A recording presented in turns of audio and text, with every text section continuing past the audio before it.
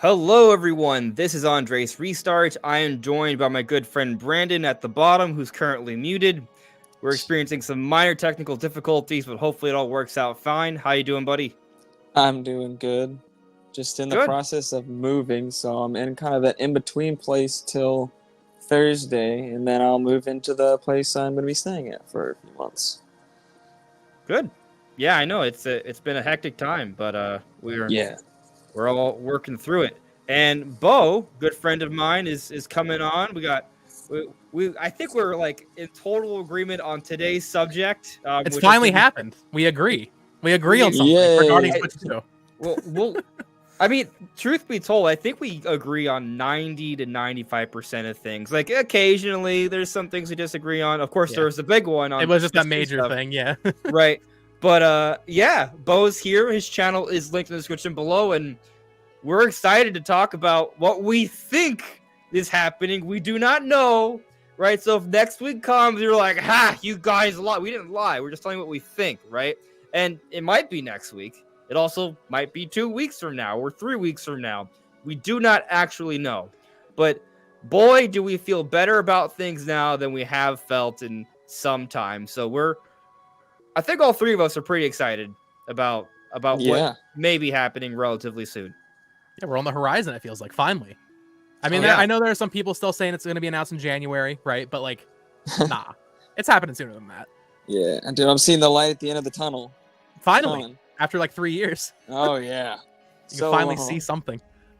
You know, it's interesting, right? Like, we talk about what we think is happening, right? We speculate, we put our theories out there, we analyze, we show the research and all that stuff. But at least with me, like, while I do share these things, there's always like, oh, but you never really know, right? And part of that's because there's always the fear that it doesn't happen, right? But then you look at something like PS5 Pro, that happened, and like, I don't think fair, but there wasn't really like a lot of doubt, you know, like we're all like, yeah, sure, it's happening. But I guess it's one of those things where for us, we don't care that much about the PS5 Pro reveal. So like the stakes are just way lower, you know? But we all thought it was going to happen. It happened. It's been revealed. It's $700 USD without the disc drive. If you want a disc drive, $780 USD. $30 I'm sorry. for the stand. $30 for the stand. Yep. No games. No games. Yeah. And you know, it's funny. I watched the. I'll get to the chat in a moment, guys. If you let me know how everything is looking and sounding, with Brandon's setup, given you know he's in the in between stages right now, the mic settings were a little weird. It seems to sound pretty good right now, but just let us know how everything's looking and sounding.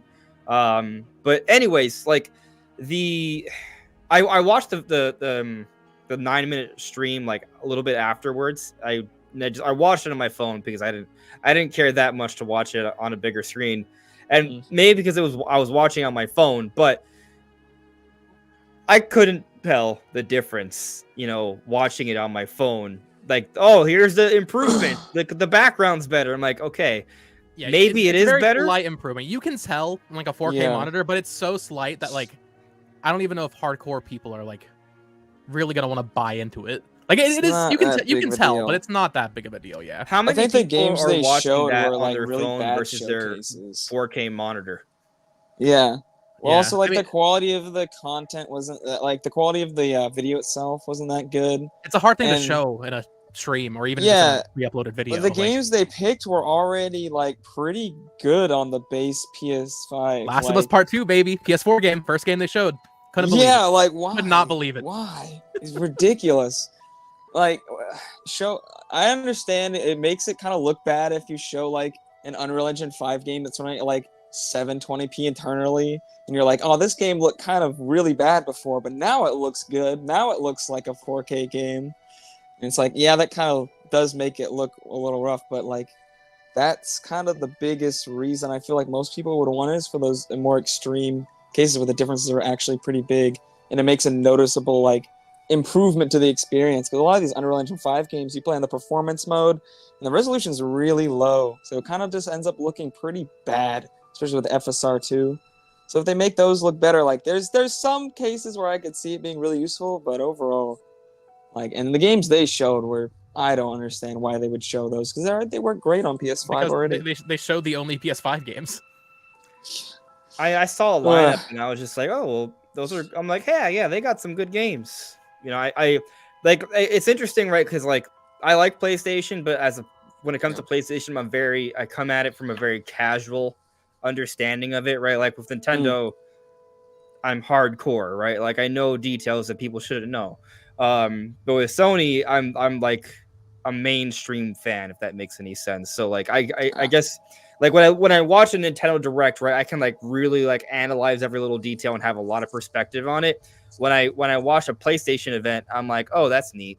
You know, like it's a very big difference. So I guess like what I'm trying to say is that like when I see Sony events, I understand my perspective is kind of more in line with like the mainstream casual masses that's not paying attention to news every day on that particular subject. And I just thought, oh yeah, those games look cool. I did recognize that. Yeah, I feel like some of those games were playable for PS4 as well. And also, I watched it on my phone, which I'm going to make the leap here and think that most people probably watch things on their phone. So, as someone who watched it on their phone, and like anyone who does probably wouldn't see the difference unless it like paused and like zoomed in. And so, I mean, the fact of the matter is we kind of knew this, right? We knew that PS5 Pro was not going to be appealing to a large audience. It was always going to be niche. It's appealing to an audience that's like, oh man, I really wish my performance mode and my, you know, fidelity mode were one and the same, right? Like, and I guess that's what PS5 Pro is kind of offering, except it still has a performance mode and it still has fidelity mode. We're gonna run into the same issue, I feel like.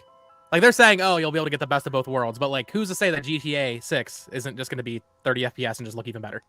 Like, I don't believe it. Yeah, there's no CPU upgrade really for the most part. Like a little bit, but not like enough to where you're gonna get like 30 to 60 if you're CPU limited in the game, which I believe GTA 6 will probably be with like how heavy they are into like simulation and stuff in those type of games. I doubt they're gonna get like 60 FPS performance mode. I mean, it's really mostly the GPU that's better, and then you have PSSR, so you can get much better upscaling, make the resolution look better. But otherwise, it's like you're not really, unless you're GPU limited, you're not gonna get up to 60 FPS, and you're not gonna get like up to 120 FPS in games that are 60 FPS on PS5 if you're CPU limited either. So, yeah. We're not here to talk about PlayStation, though. No. We're not. Well, hey, I mean, to be fair, the PS5 Pro being announced this week, it's just clear on the way, man. The staircase is aligning for next week perfectly. Well, everything is out of the way now. Except for, I guess, maybe people are speculating another PlayStation showcase for next week, maybe, where they actually show games, potentially. But other than that, the stars have aligned. It's kind of like sort of how we envision things happening. Everything is happening. So to that end, like I mean, it's kind of like, okay, well, we were sort of spot on with how things would go, and here we are, right? Like everything's going according to what we think is the plan. But at the same time, you know, what Sony does doesn't necessarily impact what Nintendo does, right? Like we can say, oh, the PS5 Pro like makes us feel better about a Switch 2 reveal, but how much does a PS5 Pro reveal really increase the chances of Switch 2 getting revealed? I mean, I guess it at least suggests that at least next to you just mentioned, as you mentioned, right? Next week there's not going to be a PS5 Pro reveal, so that works. Yeah. But I'll even say this: if Nintendo tomorrow announces that there's a Switch 2 reveal on Thursday or Friday, I don't think it makes any difference for them. Yeah, because they don't really care that happened this week. They're on their own plane of existence. They're above them. It doesn't matter. I also think social media is just going to move on. Like this PS5 Pro thing just feels like a blip for today. Like it's not. To be honest, it might be a good thing for Sony.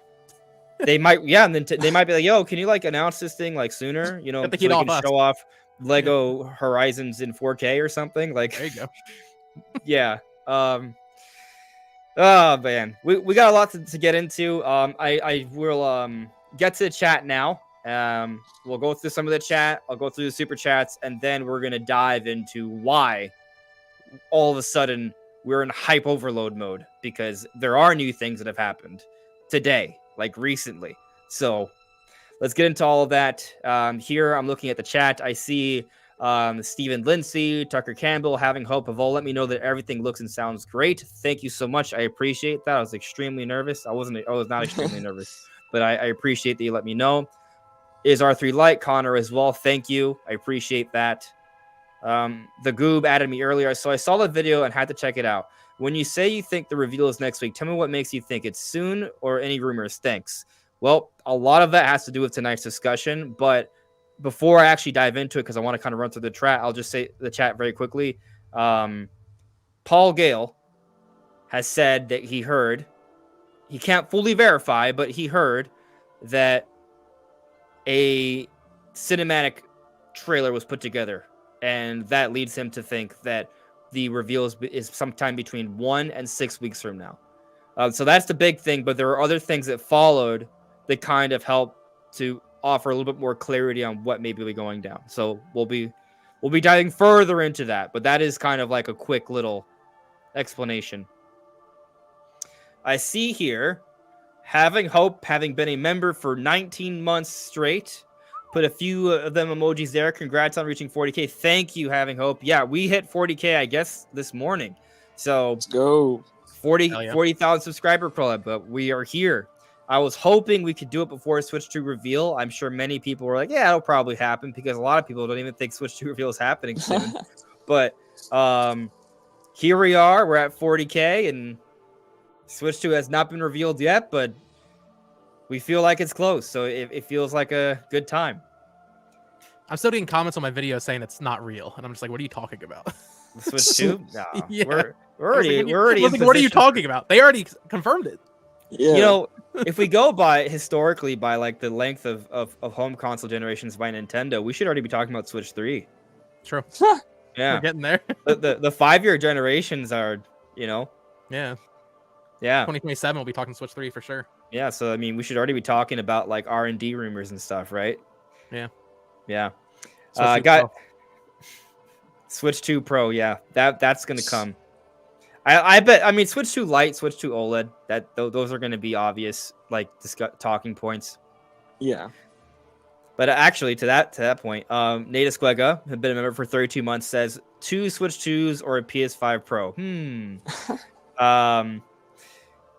Yeah, well, that's funny, right? Because I mean, maybe Nintendo could like go for something even higher. Like now with the PS5 Pro, it kind of feels like, oh, well, they could probably do like 450 or something.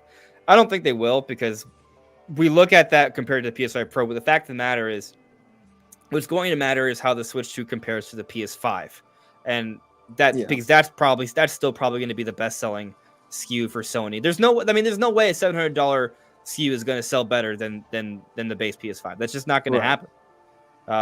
So.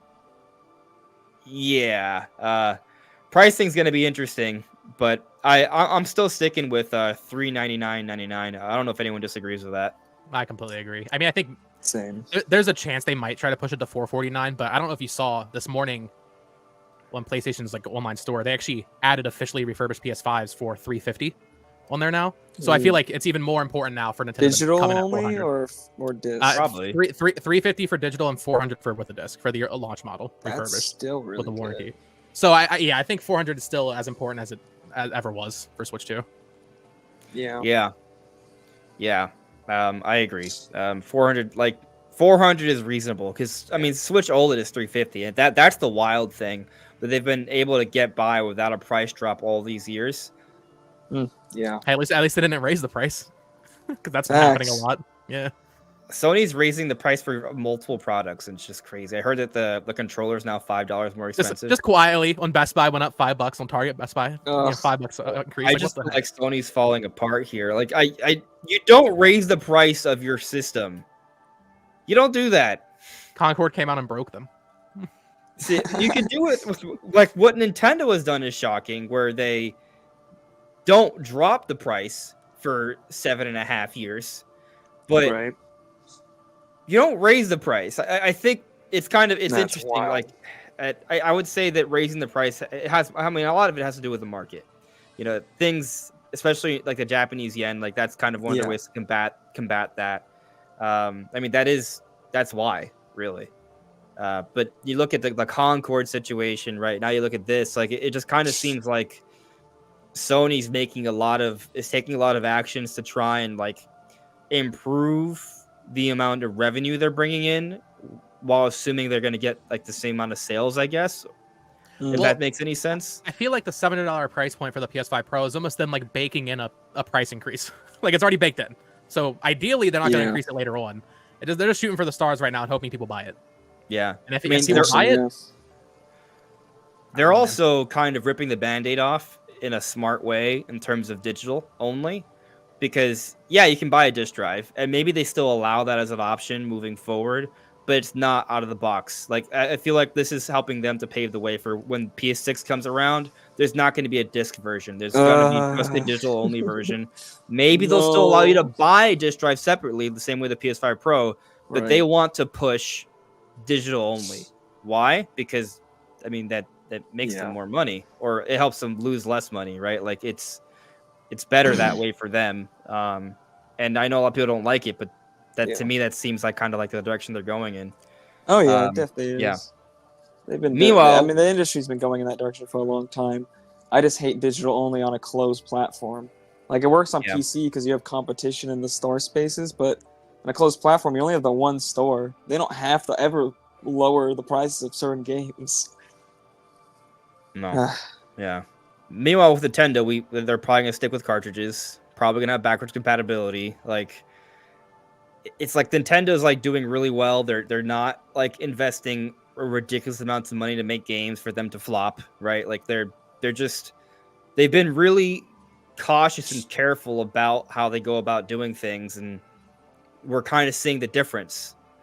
So it's very interesting. At the same time, I feel like Sony doesn't look great right now, but also trying to put things into perspective, I feel like what PlayStation has had to offer to me as a gamer compared to what Nintendo Switch has had to offer, PlayStation has been better this year.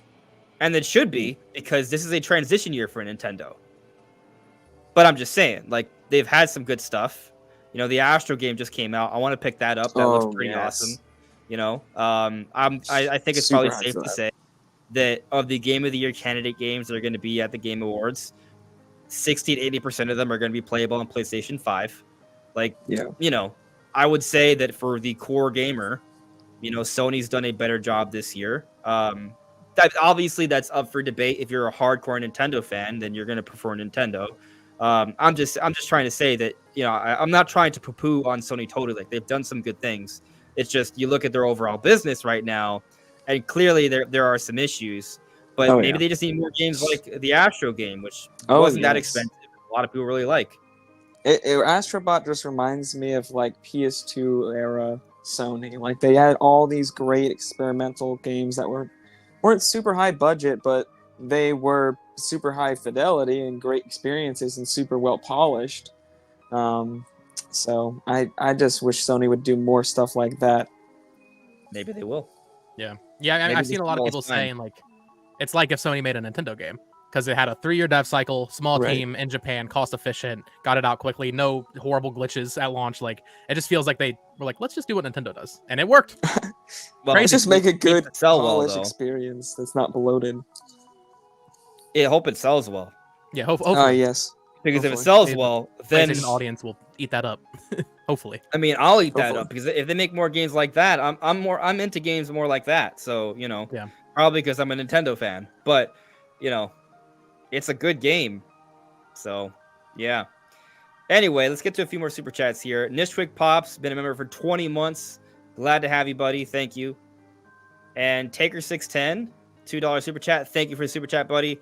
The $599, the $600 60 gigabyte PS3 would cost $936 today. That's inflation for you. That's insane. I mean, to be fair, that came out what, 2006? Was not received well. No, they had a price drop pretty quickly. Yeah. Two expensive consoles. Two completely overpriced devices. Yes. Yeah. But I understand the point, though, right? Like the $700 PS5 Pro is not as bad as the $600 PS3 back in 2006. Right. I agree with that. I mean, according to this, like according to like if you account for inflation, like absolutely. Oh yeah, Also, and this that is was not just the normal version of the console, not like a Halo product. Yeah, like if you want a cheaper version of PS5, they exist. So it's not like there's a huge barrier of entry like there was back then. So yeah, definitely a good point. That did come with a disc drive. Also, Yeah. Did have so a disc drive. the price isn't as far apart. Well, if you actually, if you account for that the $80 disc drive, $780, so yeah, like 150 difference, I guess. That is an interesting point. Could be. So Bo, you're added at this question as well. Connor adds us and asks, do you think these games could still have a chance to come to Switch still? Kirby Triple Deluxe, Kirby Planet Robobot, and Tomodachi Life. Yeah, I still think there's a Kirby game next year on Switch 1. I think the likeliest scenario is one of those 3DS games, realistically.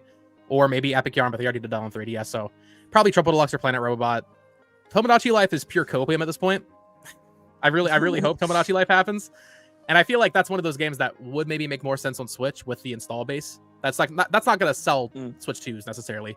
Whereas all the people that bought Animal Crossing already have a Switch, sell Tomodachi Life to them. But I don't know. It feels too late at this point, maybe a little bit. Like if it was going to happen, it probably would have already happened, right? But then again, we're getting a 2D Zelda game this year, so I have no idea. Yeah. So my perspective on Kirby is a little different. I think when you look at how sort of cadence, like we should definitely expect something next year, right?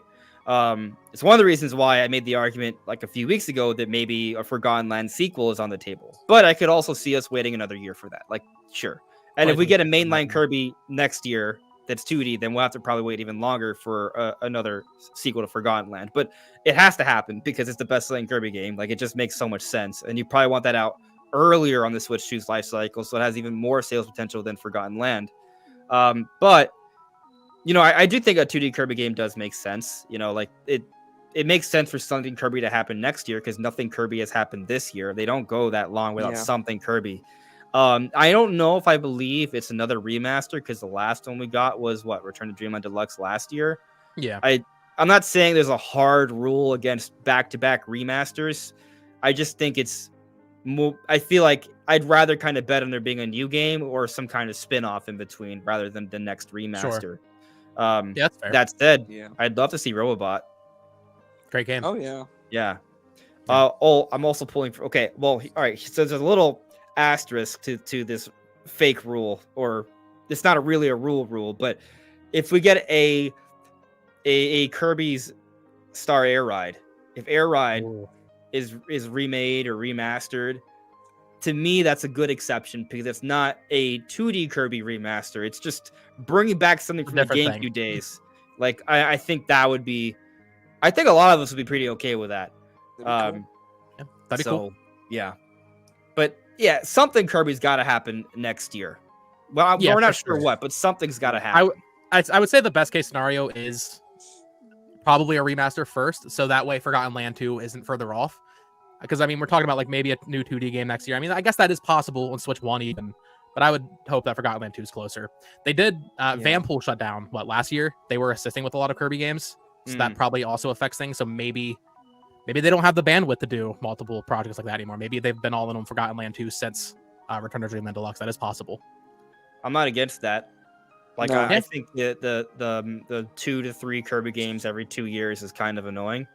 In the sense that like it just feels like too much. Like I'm not like, I gotta buy this Kirby game, I gotta buy this Kirby game, I gotta play this. Like I think spacing out a little bit kind of gives me a little bit more opportunity to miss it.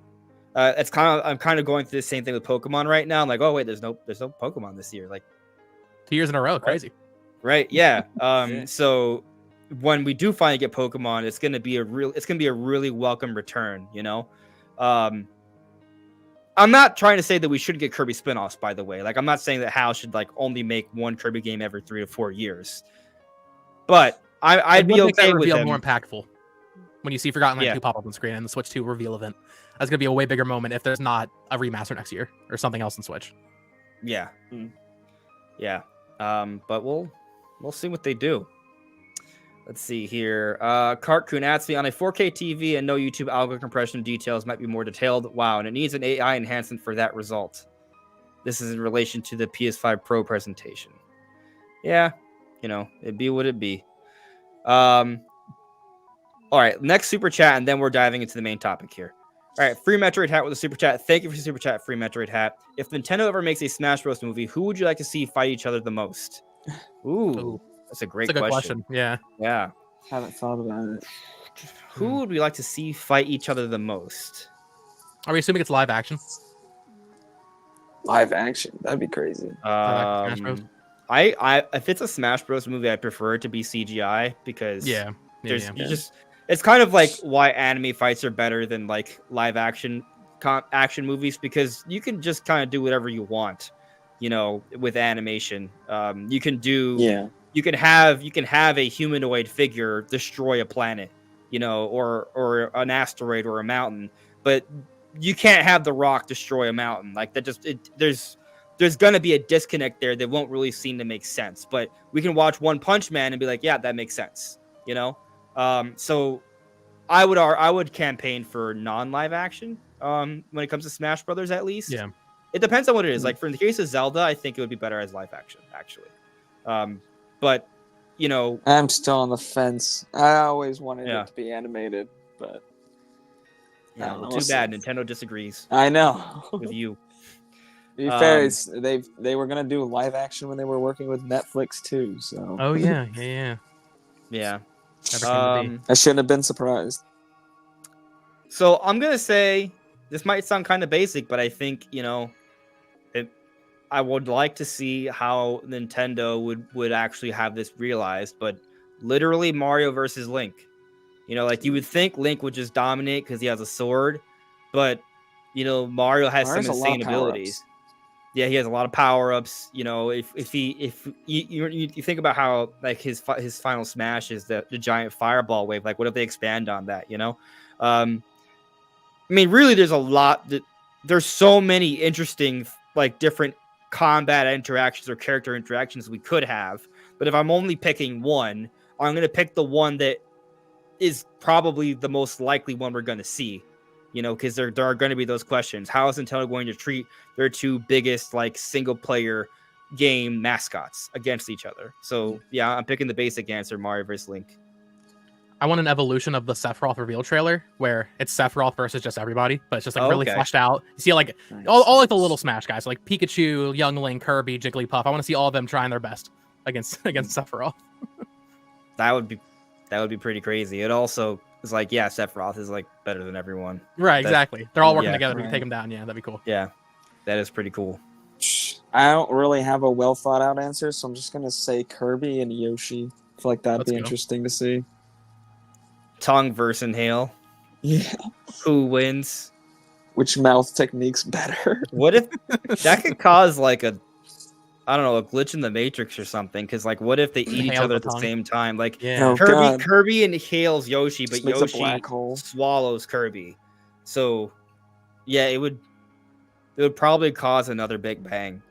Yeah, that is how it all started. That's how the multiverse was created. Probably that makes the most sense.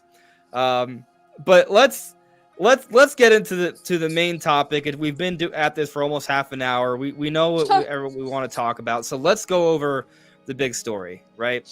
Now, in truth, there's been a lot of small little things building up to this moment. I'm not going to summarize it all here. Well, I guess I'll summarize the main points, though. Main points are, it's been reported that Switch 2 will be coming out early next year, right? There's been a little bit of maybe some pullback on that, but for the most part, a lot of the thinking has been early next year. And if that's the case, it kind of has us thinking about how Nintendo handled the transition with Switch, where they showed us a reveal trailer in October, came out March of next year, right? So that kind of puts us in a similar sort of window as now. We're now in September. We're close to that period of time. And what's interesting is that all of a sudden, Nintendo has actually pushed up multiple presentations, apparently, to August. We had this rumor coming from PH Brazil, and a lot of people didn't want to believe it, but we had some very extraordinary things happened at the end of August. We had a museum direct, which barely no one expected. That alone isn't that crazy. But then a week later, not only did they have the partner showcase, which pretty much confirms that there wouldn't be a normal direct during this point in the year if you look at the history of things, but also they combined it with an indie world that was also supposed to happen in September as part of one live stream that they have never done before.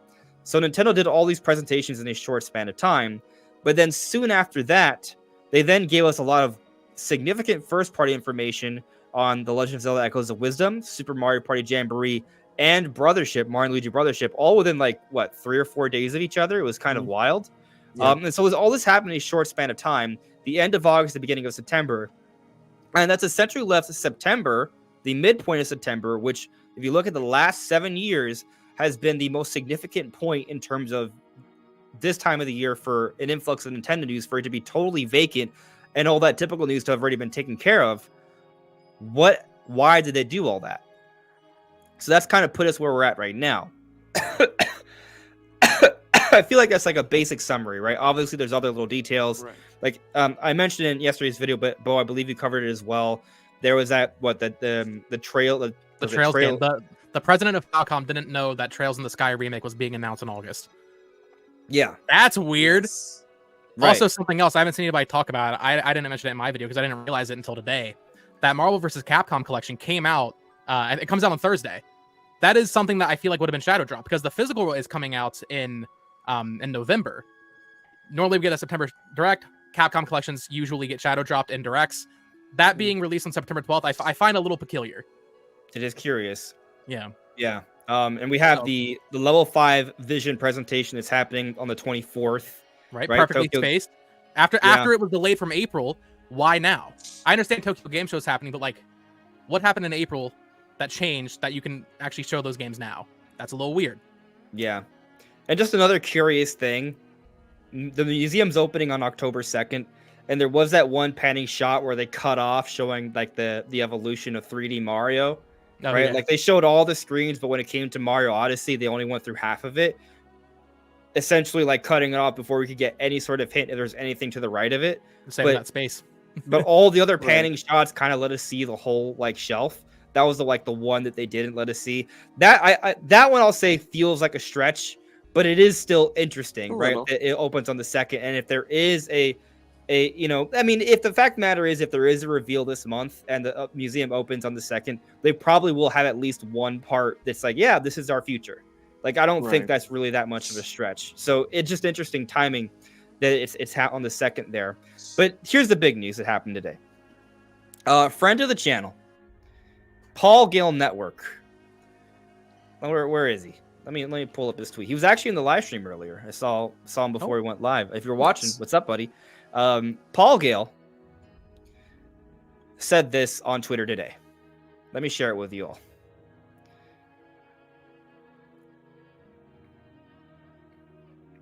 I cannot verify this firsthand, but something huge just came my way. Supposedly, quite recently, a trailer-like commercial was filmed to promote a certain next-generation console. If this is indeed the case, I think we are 1 to 6 weeks away from a reveal. Yeah, 1 to 6 weeks as in 1 week being next week or sometime leading up to mid-October, essentially, or late October. That's what Paul Gale is saying from what, something he can't verify fully, right? So, grain of salt there. But this gets more interesting because, let's see, do I have it pulled up? Bo, you shared this with me earlier on Reset Era. Oh, yeah. They talked about Paul Gale, and a lot of people in that chat are very doubtful of the credibility of Paul, which I'm going to speak on in a moment here, right? I think the reason people are doubtful is because there's this one thing you talked about regarding Star Fox years ago. That was one thing. I'm going to show you guys plenty of reason why you should trust Paul Gale in a moment here. But before I do that, let me point out that some people that are trusted are not doubting Paul Gale. So here on Reset Era, this is for that post, right? You guys see it? Yep. Yeah. Okay. So Nate Drake, Nate the Hate, many of you may be familiar with him. Most people on Fami and Reset Era definitely trust Nate Drake. And he says, in response to this Paul Gale thing, Have a feeling this is the same thing I was sent a month ago, but the info was very, very difficult to verify. There was one bit of information that I've been waiting to see if it appears in a game trailer, and it would help to verify the information further, but the game in question has not had a new release trailer released yet. And just so we're clear on here, this game he's talking about has nothing to do with the Switch 2 reveal, it looks like. It's more so to do with just some information he got at the same time. And if this one thing proves to be true, it adds credibility to the other thing that was said in regards to this Switch 2 reveal. But there's another person that said something on this thread. I believe it was Necrofelipe. No, I know it was Necrofelipe. Here it is. And here's someone, Tiebreaker said, recently filmed, likely mid to late October, even though Paul said 1 to 6 weeks. This person gave their own interpretation, and then Necro says earlier than that. So just taking that at face value, according to Necrofelipe, this reveal trailer of a next generation console is happening early October at the latest, or next week, right? Like Necrofelipe is helping. It's like a 3-week period. Exactly. Yeah. So with all that in mind, like, you know, you consider that Echoes of Wisdom and Tokyo Game Show are on the final week of September. That seems like that wouldn't be the week they do it. So either A, they do it in that third full week of September, as Nintendo likes to put their big presentations a second or full week, or they do something completely unorthodox and do it in the first week of October. That's kind of what my thought process is on this. I basically just think, the 19th is probably when it's happening. So I'm going to get back to the Paul Gale credibility thing. Paul Gale is credible, and I'll show you why. But I kind of just want to take a moment to just, talk about what's been said so far. Bo, like, what's your take on all of this up to this point? Well, first of all, I think you did maybe forget someone. I'm not sure if you trust them anymore.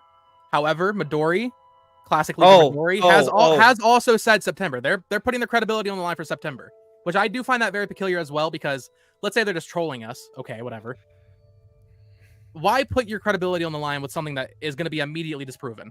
So I would say that is another person that potentially might have some information. Who knows? We'll see. If it's the real Midori, right? Yeah, we don't. I trust Midori more than anyone else because I'm pretty sure it is the real Midori, because I don't know if you saw, they started posting like footage of like Shinobi and Crazy Taxi. I saw that. I think it is the actual Midori. And Ryan think, from the Bronx. And I've seen some people say that they knew about this account from beforehand, but it's just kind of hard to like confirm a lot of these things. Mm-hmm. But my point is, between Midori, between Paul Gale, between Necrolipe and Nate Drake, it's starting to feel like there's actually a lot of smoke, like actual substantial smoke for a reveal soon between now and, let's say, the end of October. But if we're basing on what Necrolipe said, then early October. And like you said, TGS and Echoes of Wisdom are on the 4th week of September. What makes more sense, next week or the first week of October? Why clear all the announcements out of September, right? Yeah. Why clear it open and didn't have nothing in it? Now we're hearing from, I think it's Bill Kun, that apparently there's like a ton of Switch bundles being announced this week. I don't know if you saw that, Andres. I didn't see that. So it's the Mario Wonder OLED bundle, but then there's also like Switch Lite bundles coming out. Apparently those are going to be announced this week. Once again, being announced this week. If it's announced this week, that's great. If it's announced, right, exactly. So it really does feel like all signs are pointing to, I mean, I think the date most people have settled on is September 19th for the reveal, but someday next week. Tuesday to Thursday next week, basically. I want to mention something, and I haven't like really said this too much in videos, but I totally agree with the 19th. Like the 19th has been the date that stuck out at me this entire time. But I will tell you that part of it's just because a random birdie chirped the 19th to me at some point, and I'm like, okay, I'm not going to take this too seriously, but I'm going to remember it, right? And so it's stuck with me. I'm not trying to say, I don't know if this bird's like a crow or a bald eagle or a phoenix. I just know that it chirped, right? So, take that for what you will. I'm not trying to stick a lot of credibility on that or anything. It's just talk, right? But the 19th does make a lot of sense. I think to Wilberforce Wooster's point in the chat, I think a lot of Japanese developers would be really annoyed with a reveal trailer first week of October. That would almost seem spiteful on Nintendo's part, right? half of the reason a lot of people were expecting September to begin with, like months ago, was because getting it out before TGS allows them to talk more openly with developers at TGS, allows Capcom ideally to announce like Monster Hunter Wilds, right? Oh, I can't wait. Announcing it next week just simply makes more sense than the first week of October, at least in my opinion. I mean, I agree. I totally agree. Yeah, I mean, we're on the same page, you know. By the way, Nishquick adds us. Apparently, Nishquick is saying that it is the real Midori. His name got leaked out when he was revealed to be a dude. So is this Ryan the Bronx account related to the leak, I guess? I mean, I guess it's his real name, but that could be faked. But I'm pretty confident it is the real. There's that other thing where he detailed how he gets code, like the codes for games. He like scrapes databases and stuff. It's extremely elaborate, but it's a lot of information. Like it feels extremely elaborate. It feels pretty believable. We can't say with 100% certainty, but we're gonna know soon. Is the main point, really. Like basically, we're gonna know by the end of next week. That's pretty much it. But you know, I want to mention some things in relation to Paul Gale, because a lot of people like to doubt Paul Gale, basically because Paul Gale is not like out there all the time. But if you guys watch my videos, you may have saw something recently that is pretty crazy. So let me see if I got the right trailer posted up here. This is it. Okay. Let me share this with you. How do I share this? Present video file.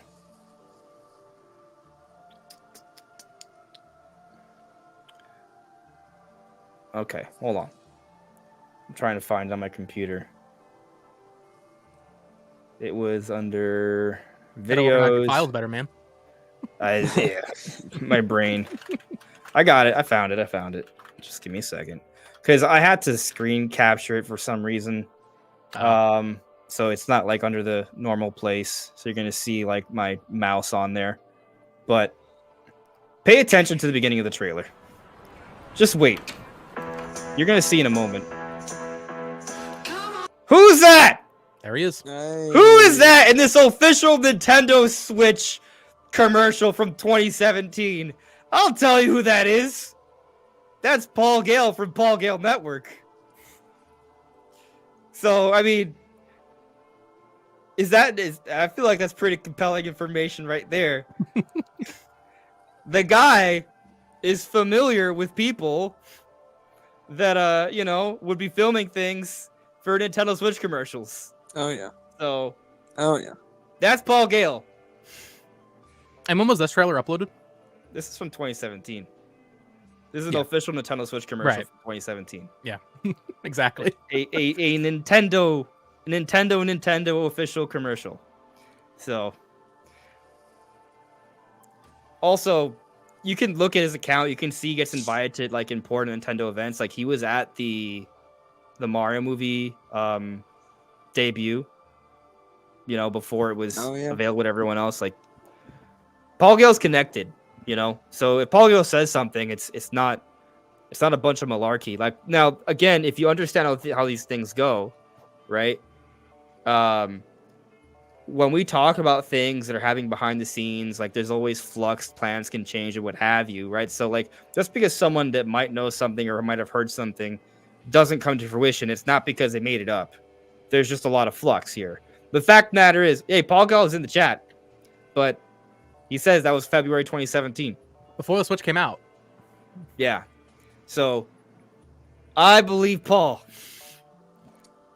So, I think that this is compelling stuff. I do think that it's kind of surreal. We were talking about it earlier, Bo. Like it feels, it's hard to believe that it's about to happen because our reality is that it doesn't happen, but that will change at some point, and that change may occur next week. Like logically to me, I think what makes the most sense is that it is next week. Yeah. Yeah. Now maybe Nintendo's going to rip the Band-Aid off and this thing isn't releasing until next holiday, so they wait until next year to announce it. But I don't think that's right. I don't think that's likely. No. I thought. I mean, it's disappointment. It sometimes feels like a more realistic expectation, right? I can see why people might go in that direction, Sure. but I mean, it's so interesting. As someone who was always saying like March 2025, I've now adjusted to like March to May in that range. But seeing everybody go from 2024 to seeing the jump from that, them being so disappointed, and then just being like, well, maybe it's holiday 2025. Screw it. What's it matter at this point? It feels like so many people were so burned by it not being this year that it's like 2026. I guess I don't know, man. Facts. It feels like the longer it takes, the longer the expectation becomes. It's like it's just never happening. It's not coming out. Yeah. I mean, you can't delay it forever because the expectation for what it's going to be is going to be so high, and it's never going to meet that demand. But yeah.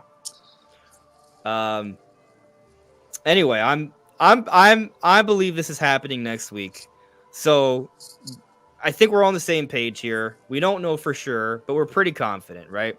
So I'm gonna put a poll up to just kind of gauge how you guys feel on this, and then we're gonna talk about just what we might see next week if it is happening.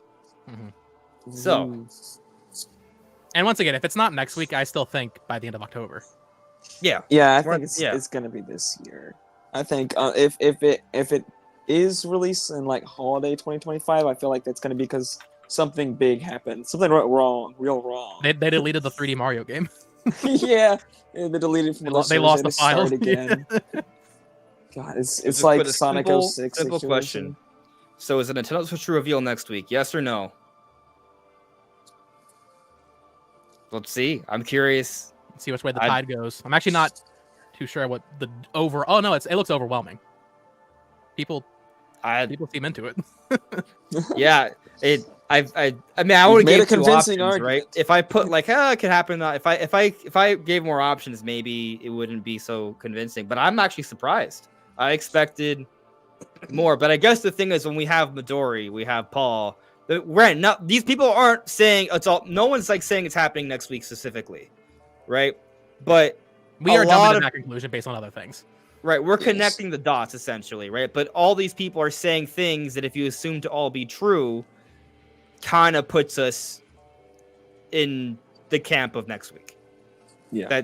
That's kind of it, right? Yeah. Midori, Necrofelipe kind of have us thinking September. Nate just kind of says there's something to what Paul Gale is saying, which opens the door for September.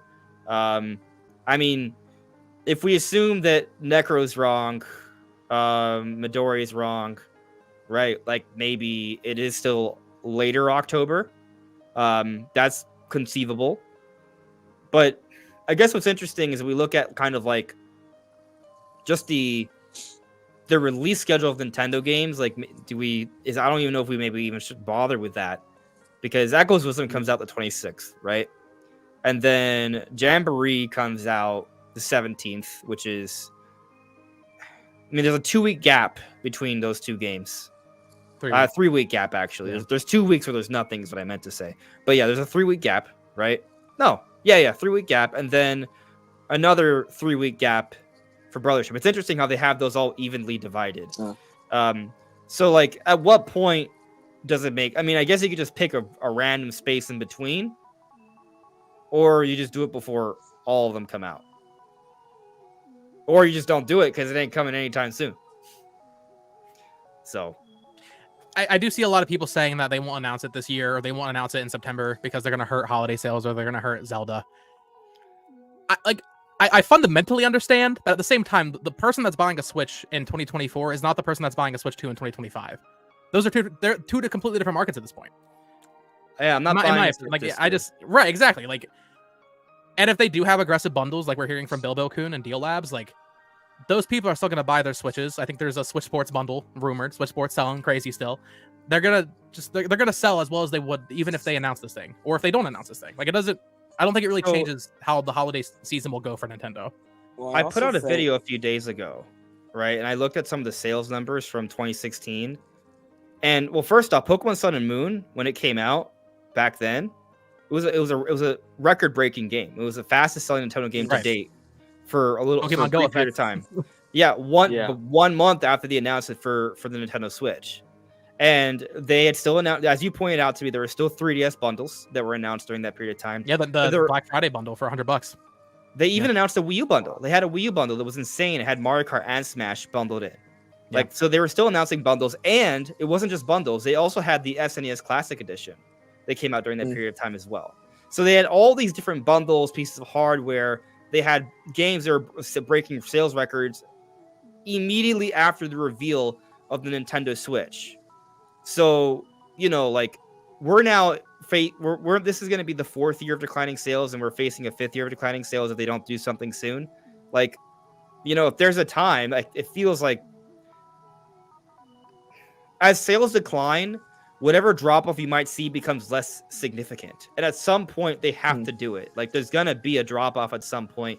And technically, you could argue the drop off has already happened because Nintendo's already acknowledged it publicly that a console is on the way. Repeatedly.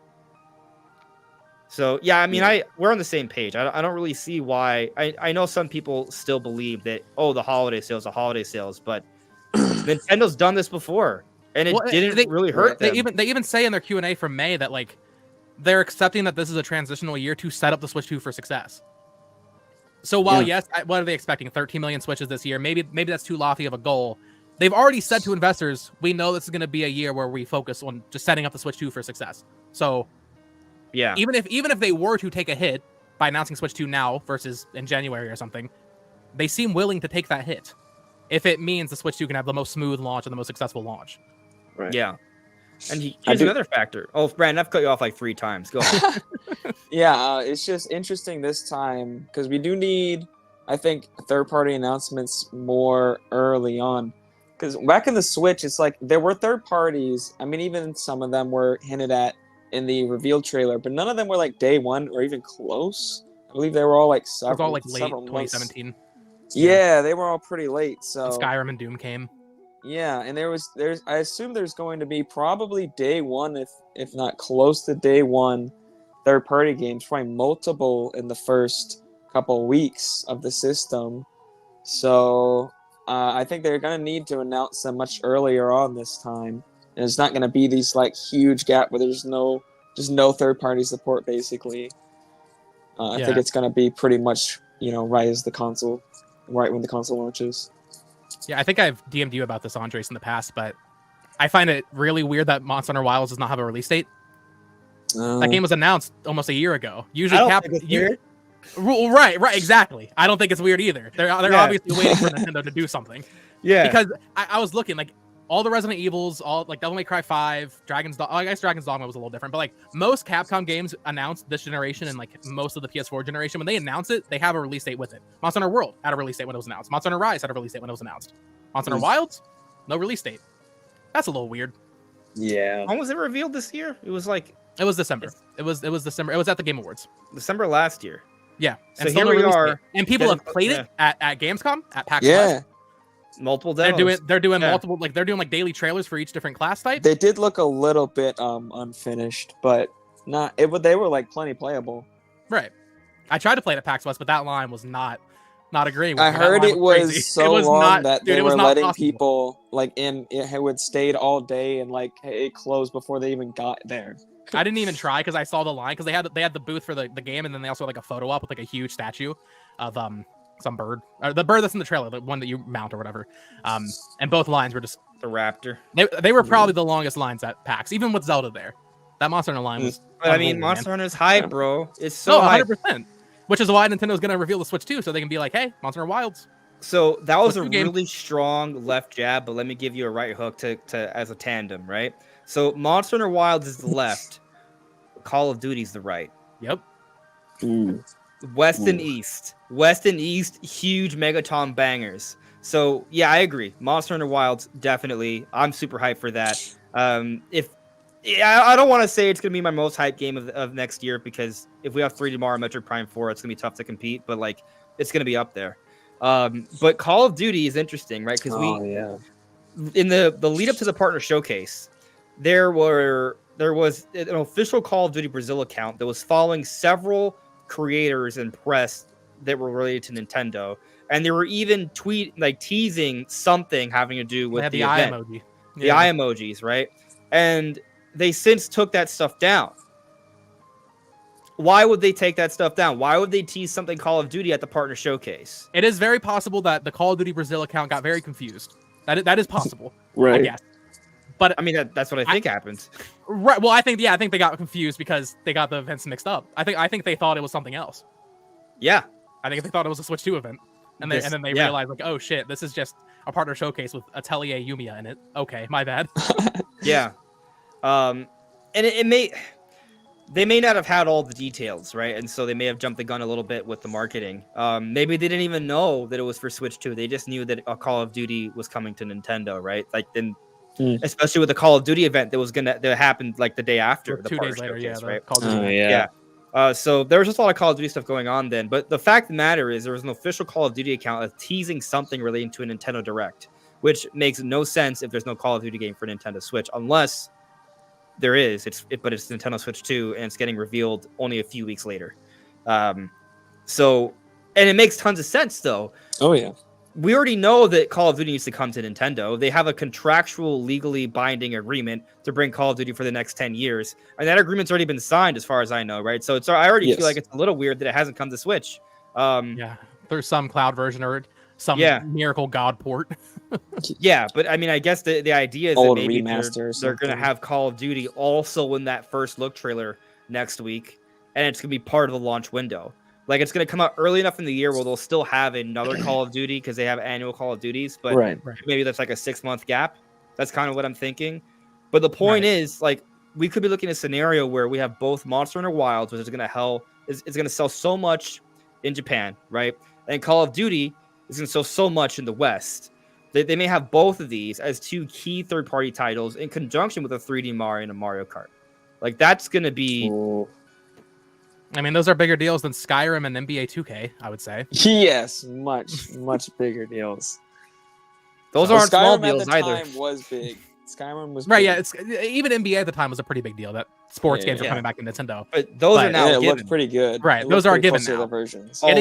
Getting the new Monster Hunter, getting Call of Duty. Yeah. I mean, it makes sense Way that bigger. Nintendo would want to put Call of Duty in the reveal events for this thing. I mean, Absolutely. it's Call of Duty. Also, Nintendo and Yeah. Microsoft have a really good partnership. Like Sure. they're Oh yeah. yeah. So Indiana Black Jones Ops did, didn't 6 in the reveal trailer for Switch 2 would What be if- super hype. Perfect Dark. Perfect Dark, Fable, they're all coming over. It's I'm not sure a they stretch. will.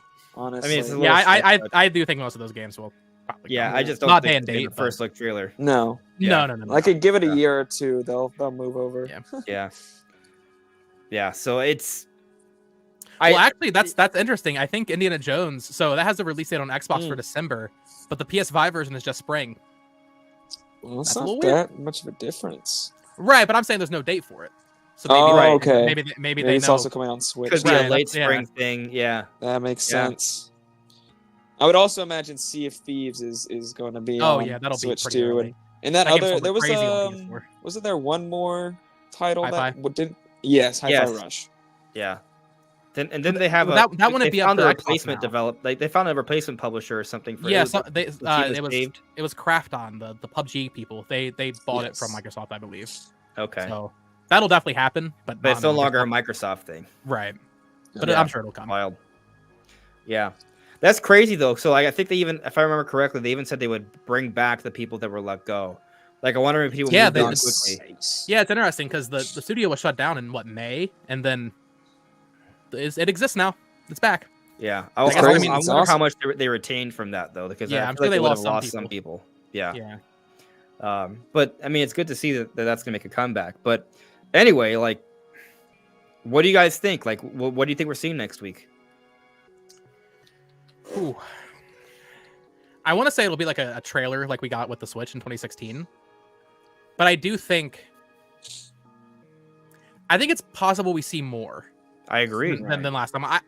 What I was saying like a week or two ago was like maybe this week we see the tease of the console, which I don't think is going to happen at this point. Maybe on Thursday they'll surprise us, but I don't think so. They can say something tomorrow. Right, maybe. Good. So they still got to announce those bundles though. Yeah. Yeah. And then What like if a it's week all later, right? But then like a week later, maybe do like a 20-minute direct, kind of showing what the hardware is, and then a couple games, a few things. Nothing like not the big January blowout that we're expecting. We'll still get that in January. Right. But I think it's important for them to really show, let's say, 3D Mario and Metroid Prime 4 if it is a Switch 2 game, which I think all three of us probably do agree it's a cross-gen game at this point. Really show those games, because I was saying this to you when we were doing our debates, Andres. Yeah. The Switch had Breath of the Wild. For years, Breath of the Wild was marketed. Right. We don't have that for Switch 2 right now. We don't know anything. So I think it is important for them to have some sort of presentation to thoroughly detail at least one or two games. Maybe throw Monster Hunter and Call of Duty in there. I think that makes the most sense. So some sort of quick reveal trailer, and then like a couple days later or like a week later, like a 30 minute direct. Maybe they could do it in two different presentations, like you said. I kind of feel like it's one. Sure. I mean, that's totally possible. That'd be even better. Yeah. I mean, I don't know. I don't know. Like either or, really. Like I'll take either, right? But I think it makes sense to have, like, we need that first look trailer. We need that, right? We need that 3 to 4 minute long trailer that's telling us about, just the overall system with those quick snippets of games, right? But if you look at that first look trailer, we're only going to get like 10, 15 seconds of gameplay footage per game at most. So it's not going to tell us enough about the big games. It's essentially just teasing the games and just giving us a general concept of the system. They're going to need to at least start detailing the first day one title, right? Yes. Let's say it's 3D Mario. I feel like we need a trailer for that. Not 10 seconds. It needs to be a trailer, A real trailer, Maybe they can get away with saying, like, maybe it doesn't have to be a full trailer, but the way I envision it, like, minimum, we have the first look trailer, but someone comes on stage, maybe Koizumi, and like, hey, so that is a Nintendo Switch, and you may have saw a title that has our favorite friend with the red hat, Mario. This title is what we plan to release day one with the console, and it is titled Super Mario Galactical Universe Extravaganza the Third, right? And they'll say something like that, and they'll maybe like an additional 20 seconds of footage. Like they could maybe like make it a little bit lesser than a full-on new trailer, right? But I think like an actual name to the game with some extra footage is kind of what we need at now, and we can start hearing more about it leading up to release. Because to your point, like with Breath of the Wild, it was a known quantity, but it wasn't even just Breath of the Wild though. It was also their April release, Mario Kart 8 Deluxe. We knew a lot about both these games already because one of them had already come out, right? And so maybe their secondary title is Metroid Prime 4, right? Or maybe that's like a May game, and maybe that's something else. They don't have to give us another trailer for that because we already have one. But maybe they want to. I think they probably would. Well, I actually kind of speculate that we might see Metroid Prime 4 at the Game Awards. They could do both. They could. Yeah. They could give us a Mario and Metroid trailer at the Game Awards. Yeah. And it could be the Switch 2 versions.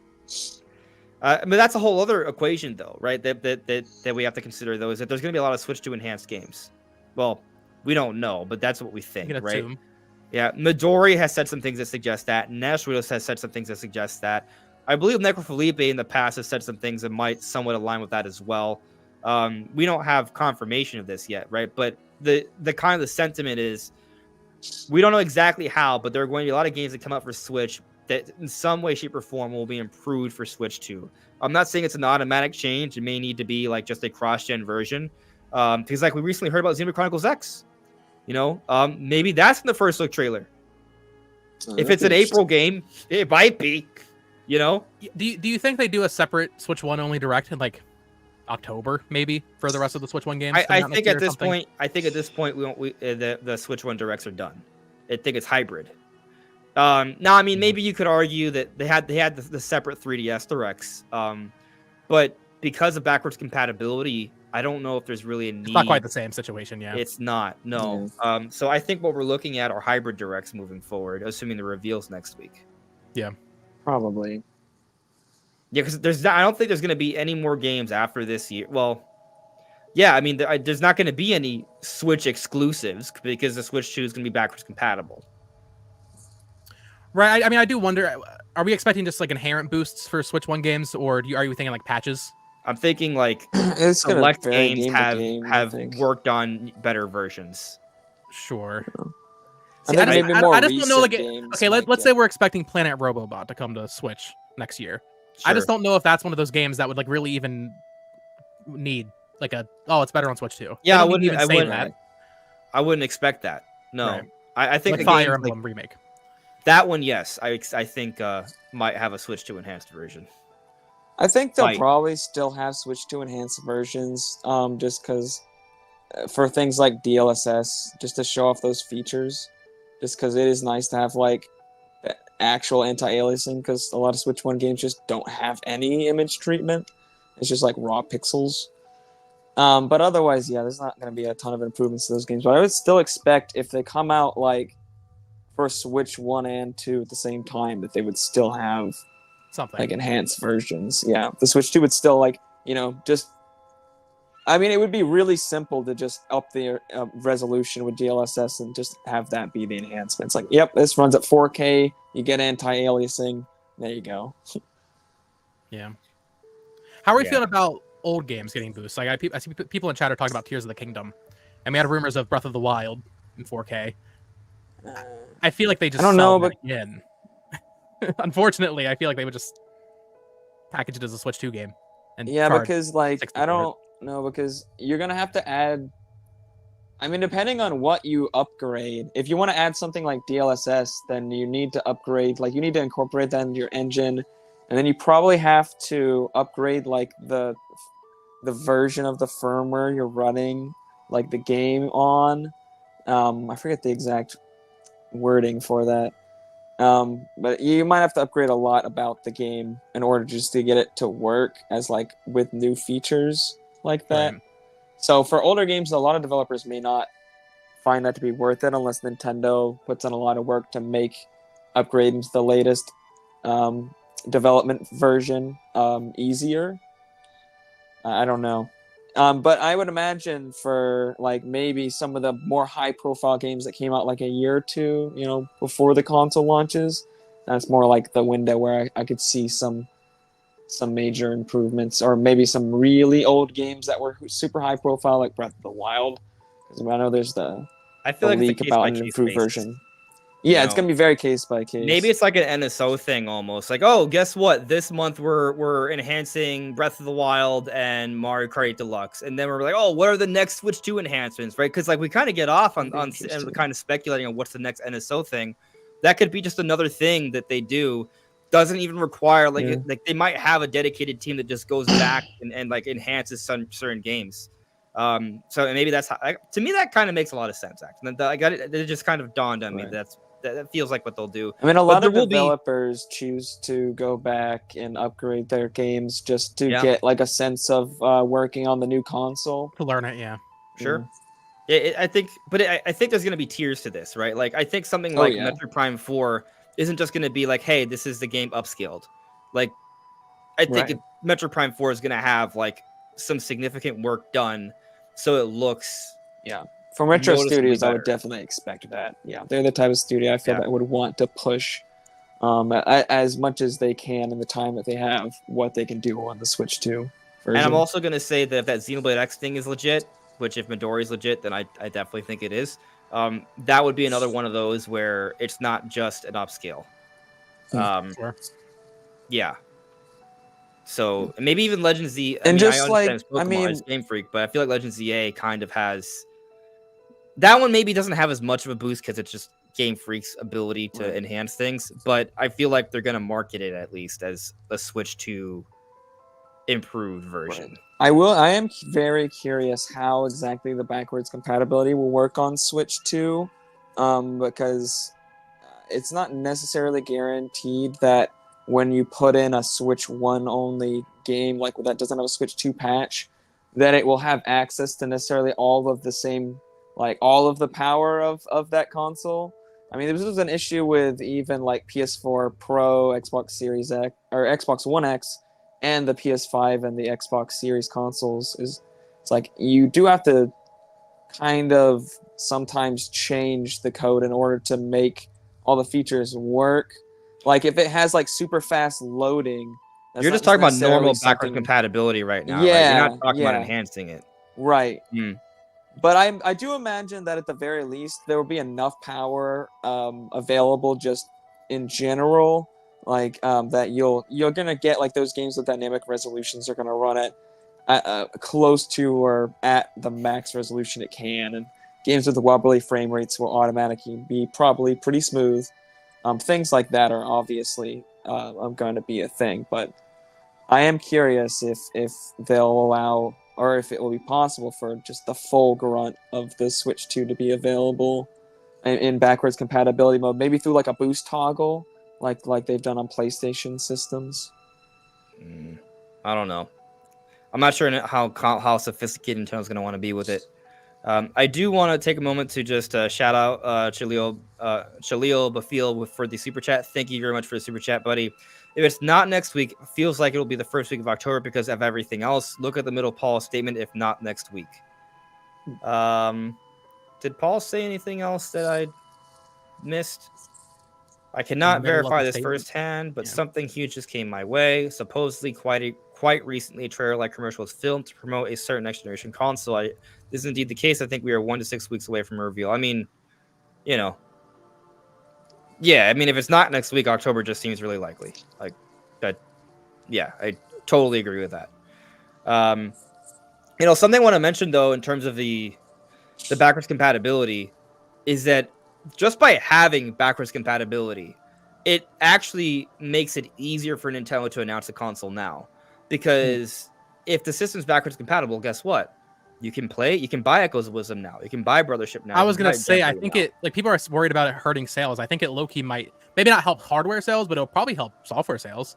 People would be invested again. They'll get hyped up. They're like, oh, a new Zelda game's coming out next week. I already have a Switch laying around I haven't been using for a while. Might as well check it out. It's going to be running on my Switch too, maybe better. Right. There's no that's the thing, because some people might be actually concerned that it's interesting now. The more I think about it, right? Like you can make the argument, as some people are, that if you show off more of the console, it's going to restrict some people. But you could also argue from that perspective that by revealing the console, you're going to release some people, because some people might be worried that the Switch 2 isn't backwards compatible. Right, so they may want to save their money. They may not want to spend money on certain games because they're like, oh, well, I'm only gonna play this for a couple months, so I don't know if it's worth it. But once Nintendo's like, hey, you can play this on the new console, they no longer have to feel concerned about buying the game anymore. So I think it's pretty compelling. Yeah. Anyway, I mean, I feel like what we're gonna get next week is a little bit of a presentation. 20 minutes seems like is like the absolute cap. I think more likely 10 to 15. There's gonna be some fluff where you're gonna have someone talking a couple times. There's gonna be one big 3 to 4 minute trailer, but I think there's gonna also be a little bit of chat about at least one game. But maybe they'll also take some time to detail a few other games. Like if there is I think it makes sense to not only talk about the launch title and the first look trailer, but also if there is these enhancements through enhanced backwards compatibility, maybe they want to make mention of that in some way. Sure. And maybe like, hey, so one of those games that's going to enjoy a significant boost is Metroid Prime 4, right? Which is coming out. Maybe I don't know if they give us the release date. They probably wouldn't. I don't think they give us the release date. For the console? Yeah. But they might at least say, hey, there's a custom version. Probably, I think they would give us at least a release month, but at that point, probably the date. Just definitely not the price. Price will be next year. Yeah. But I could see them giving the date this year. Oh, yeah, I was talking about Metroid Prime 4 specifically. Oh, okay. Yeah, but I agree with you, though. Prime 4, that I could get a day at the Game Awards. There you go. Could be. Yeah, if they just want to give us another proper trailer. Yeah, that makes a lot of sense. Man, that'd be crazy. If we could be looking at like Prime 4 in like May or June and 3D Mario in April or May. I actually almost would prefer, call me crazy, but I would prefer they launch with Mario Kart, Monster Hunter Wilds, and then Metroid Prime 4 and save 3D Mario for the holidays. Just because I feel like that's a bit more of a balance. Because, I mean, a Metroid Prime 4 and 3D Mario divided by 2 months, it's fine. But those are two big single-player epics. Yeah. I almost would prefer a big multiplayer game and a big single-player game. Well, you're going to get that, and it's going to be whatever goofy EPD4. Maybe it's Switch Sports Resort, but you'll get that, just not with Mario Kart, I think. So I think 3D Mario or Metroid Prime, one of those. I think 3D Mario makes more sense than EPD4, Switch Sports, whatever party game showing off the hardware. And then even Monster Hunter Wilds, I feel like it'd be smart for Capcom to maybe be like, it's actually 2 weeks after release. Give people a little bit of time with their new 3D Mario. Yeah, I don't know if it's a day one title, but it's close. Yeah, it's certainly probably first 3 months at the most. But Bo, you and I talked about this the other day. Should we state our idea publicly? What was it? Let's do it. I don't know what we're talking about. Let's do it. The Metroid cross promotion. Oh, sure. Yeah, that'd be awesome. Yeah. So we were talking about the other day that, let's say Monster Hunter Wilds is a early Switch 2 title, right?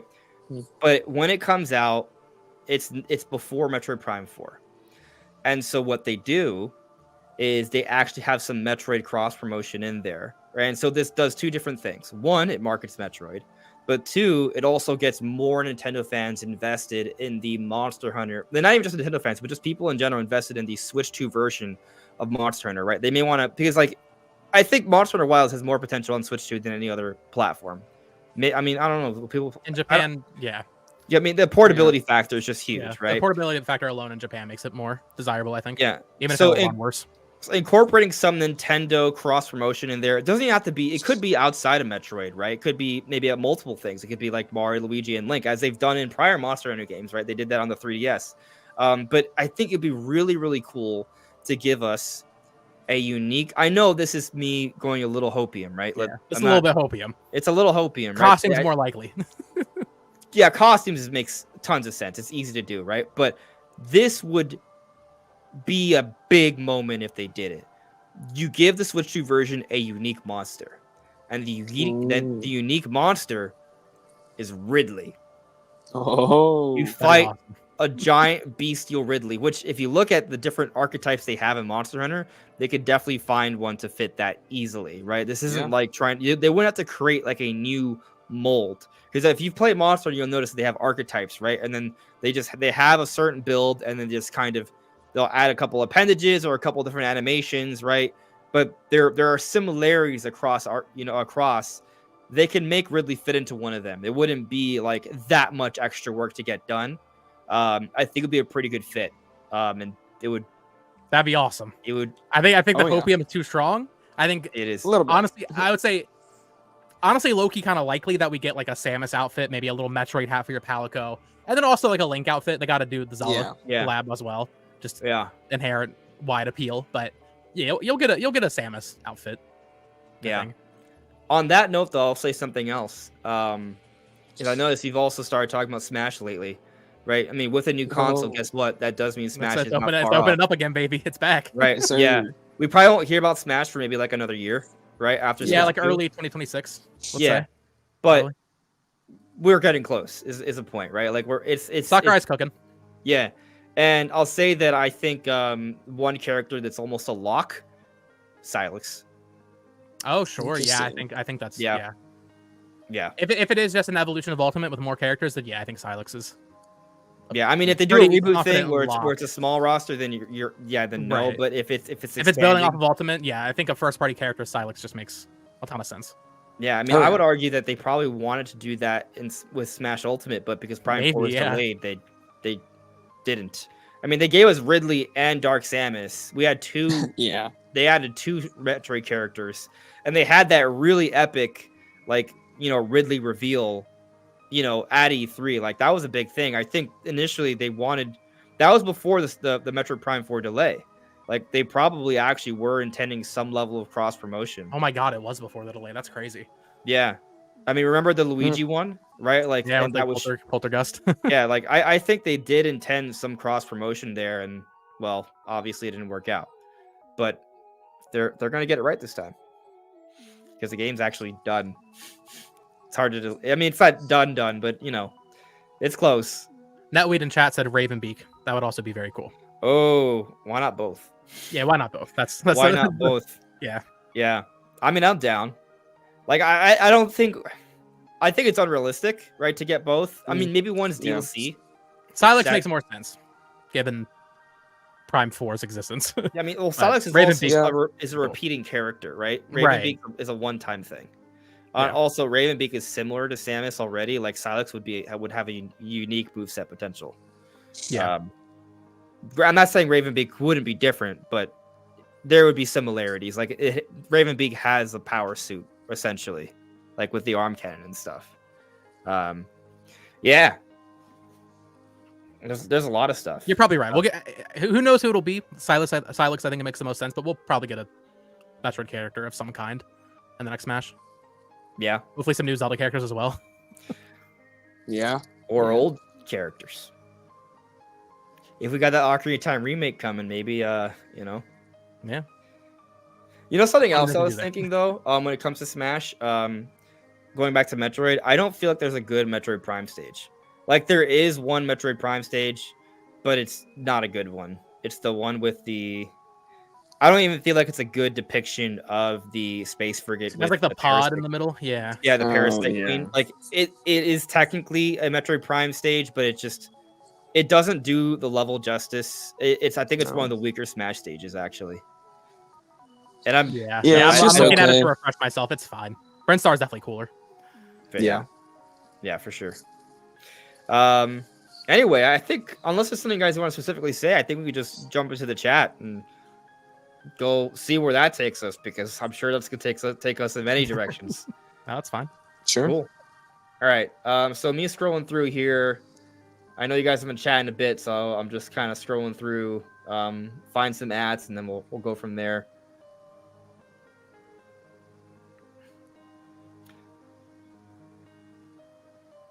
Okay, this is interesting. It's extremely interesting. I think I Fart saw what you're Jiggly, talking about. Fart Jiggly added me and said Ryan from the Bronx deleted their Twitter account or it got Yeah. deleted. I did verify Oh. this. It is gone. That is terrifying, actually. Very interesting. So, is it fake, or did they just didn't want to? I don't know. Like, what? Why do that? Why come back for like a week? It's so weird.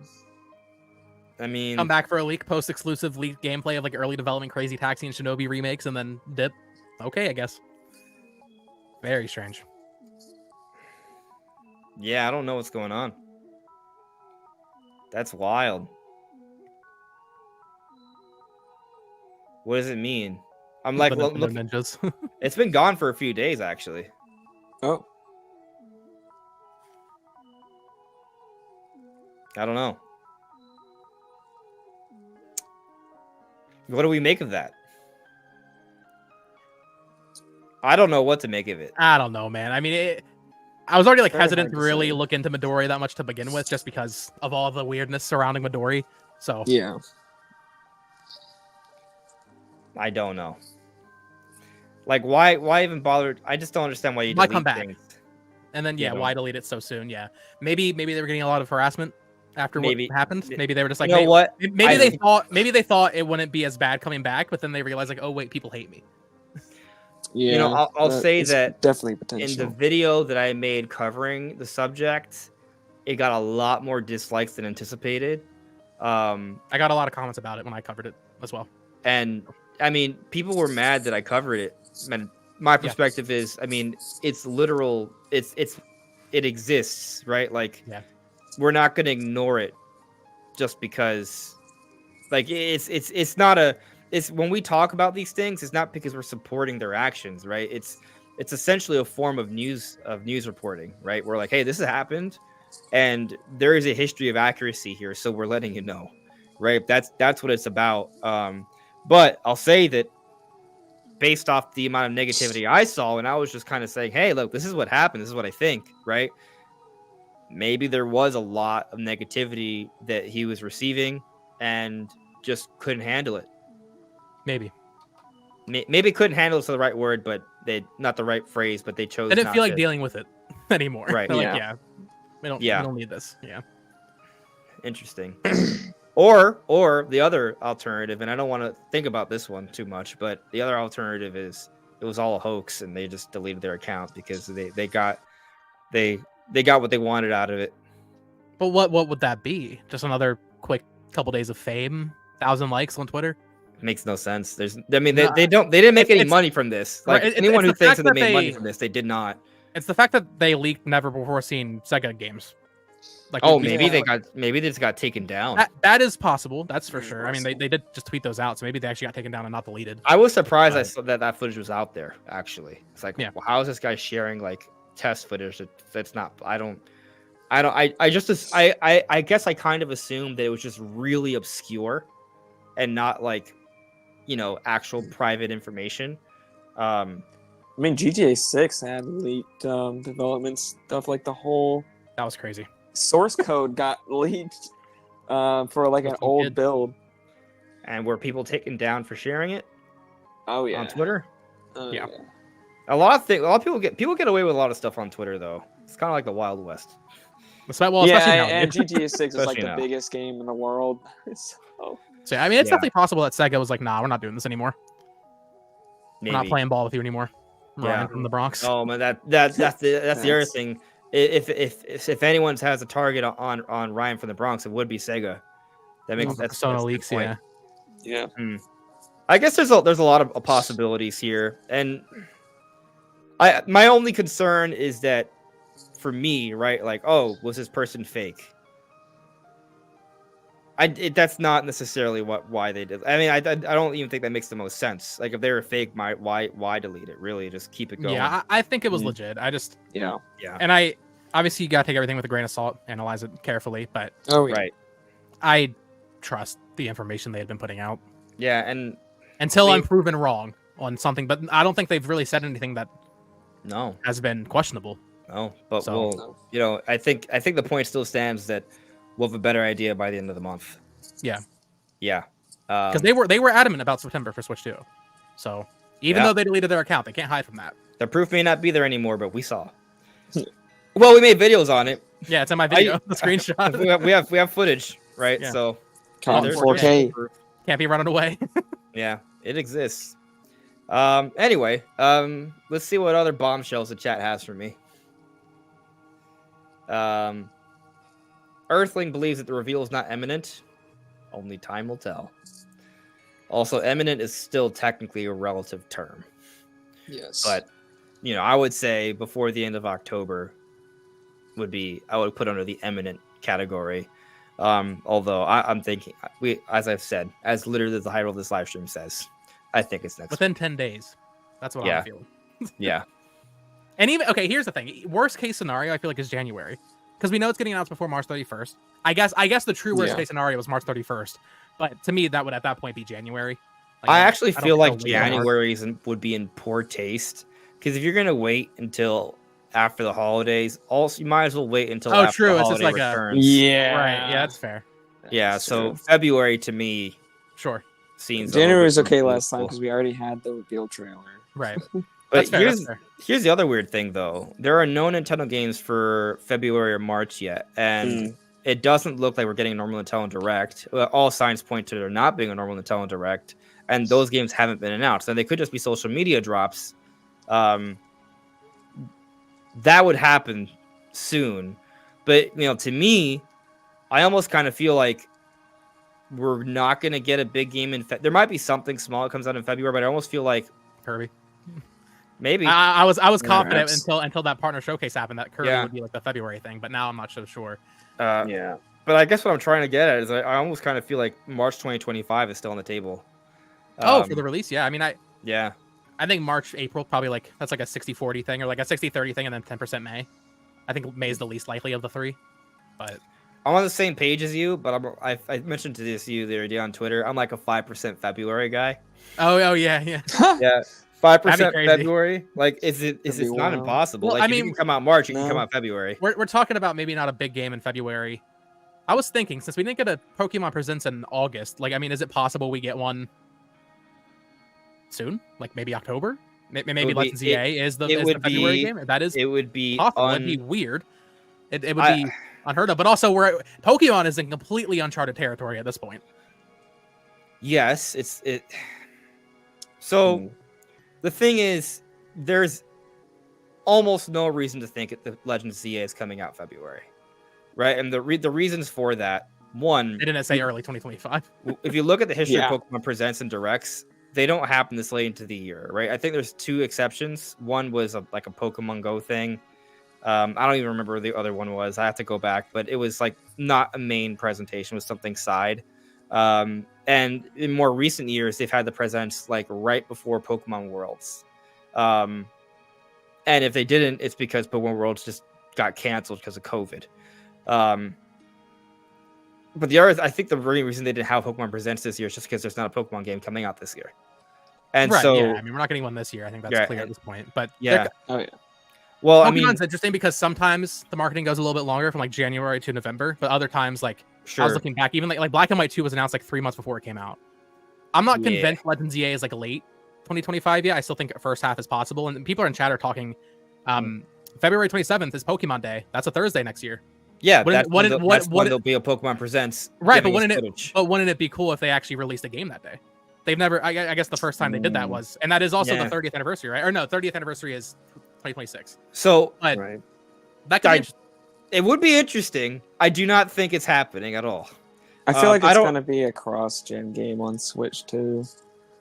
I don't think Legends EA significantly has anything to do with Switch 2. So there's something else. There's something else I want to mention though, right? I don't know if you guys saw this, right? But PokeBeach covered this a little while back. There's a pretty significant history of the trading card game, kind of giving us some perspective on the schedule of release to games, right? Like whenever it's a trading card set, it usually follows the game by just a few months, right? So we have a decent understanding of the trading card sets that are coming out for the first few months next year, and none of them are even remotely related to Legends EA or Kalos. Like we kind of know what they are. Like they're this like partner thing with some gym leader stuff. So essentially, like we kind of know that it's not going to be like the first third at least of the year, right? Conceivably, maybe May or June are still on the table, but not the very beginning of the year based off the TCG stuff. Not to mention that with Legends Arceus, they told us early 2022 with the initial trailer.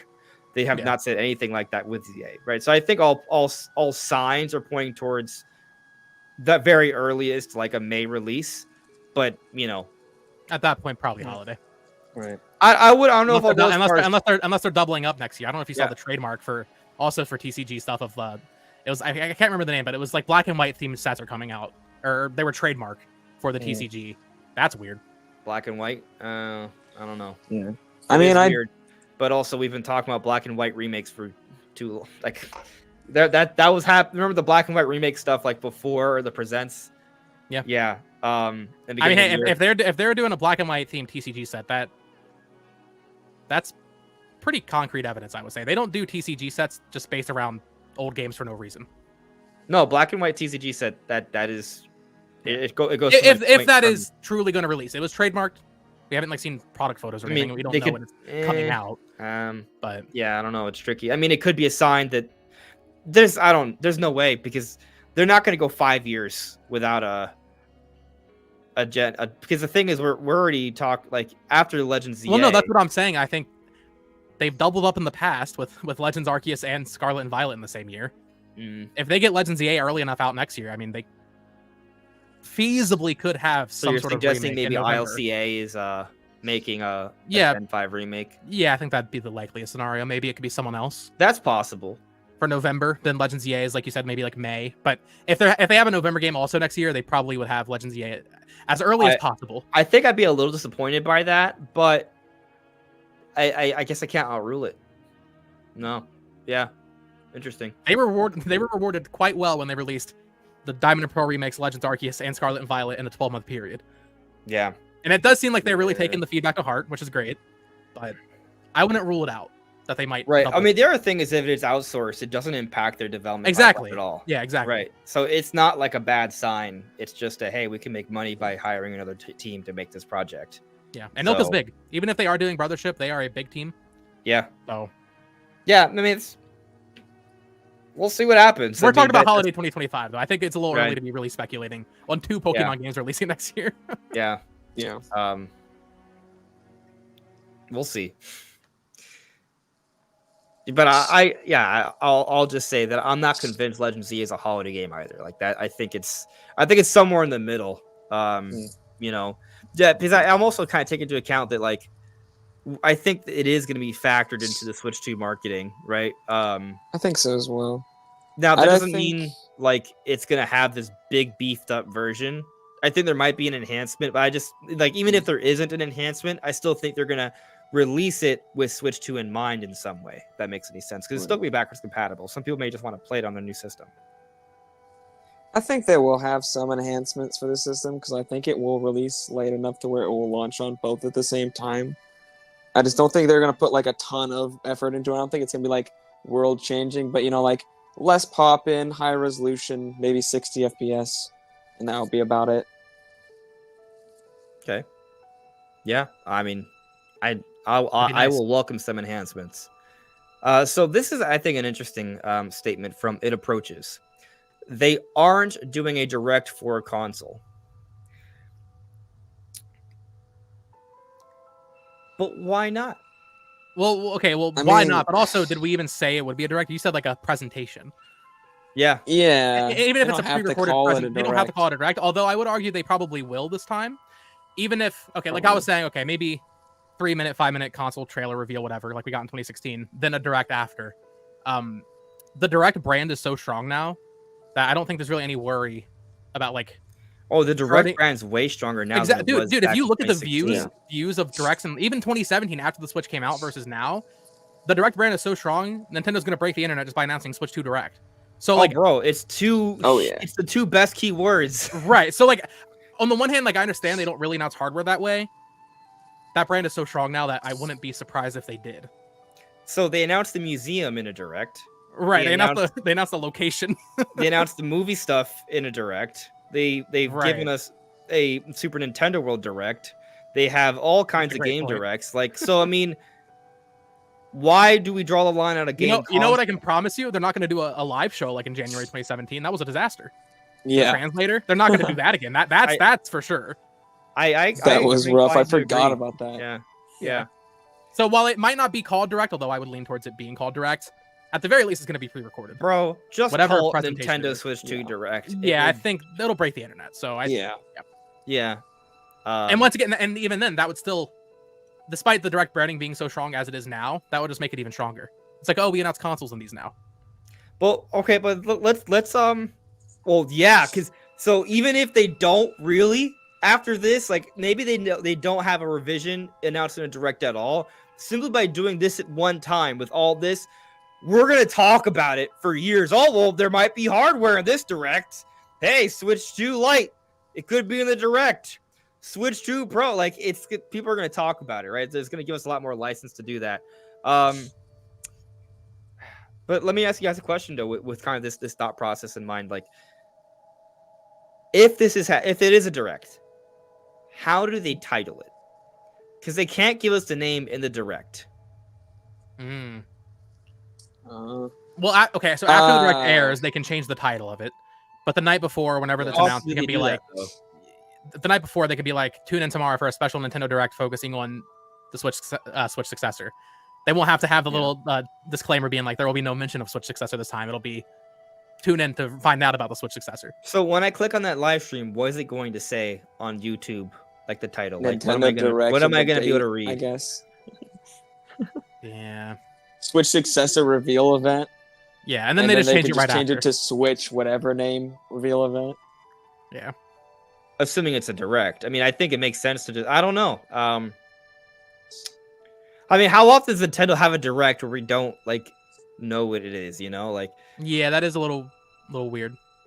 Just have like an unbranded direct. Yeah.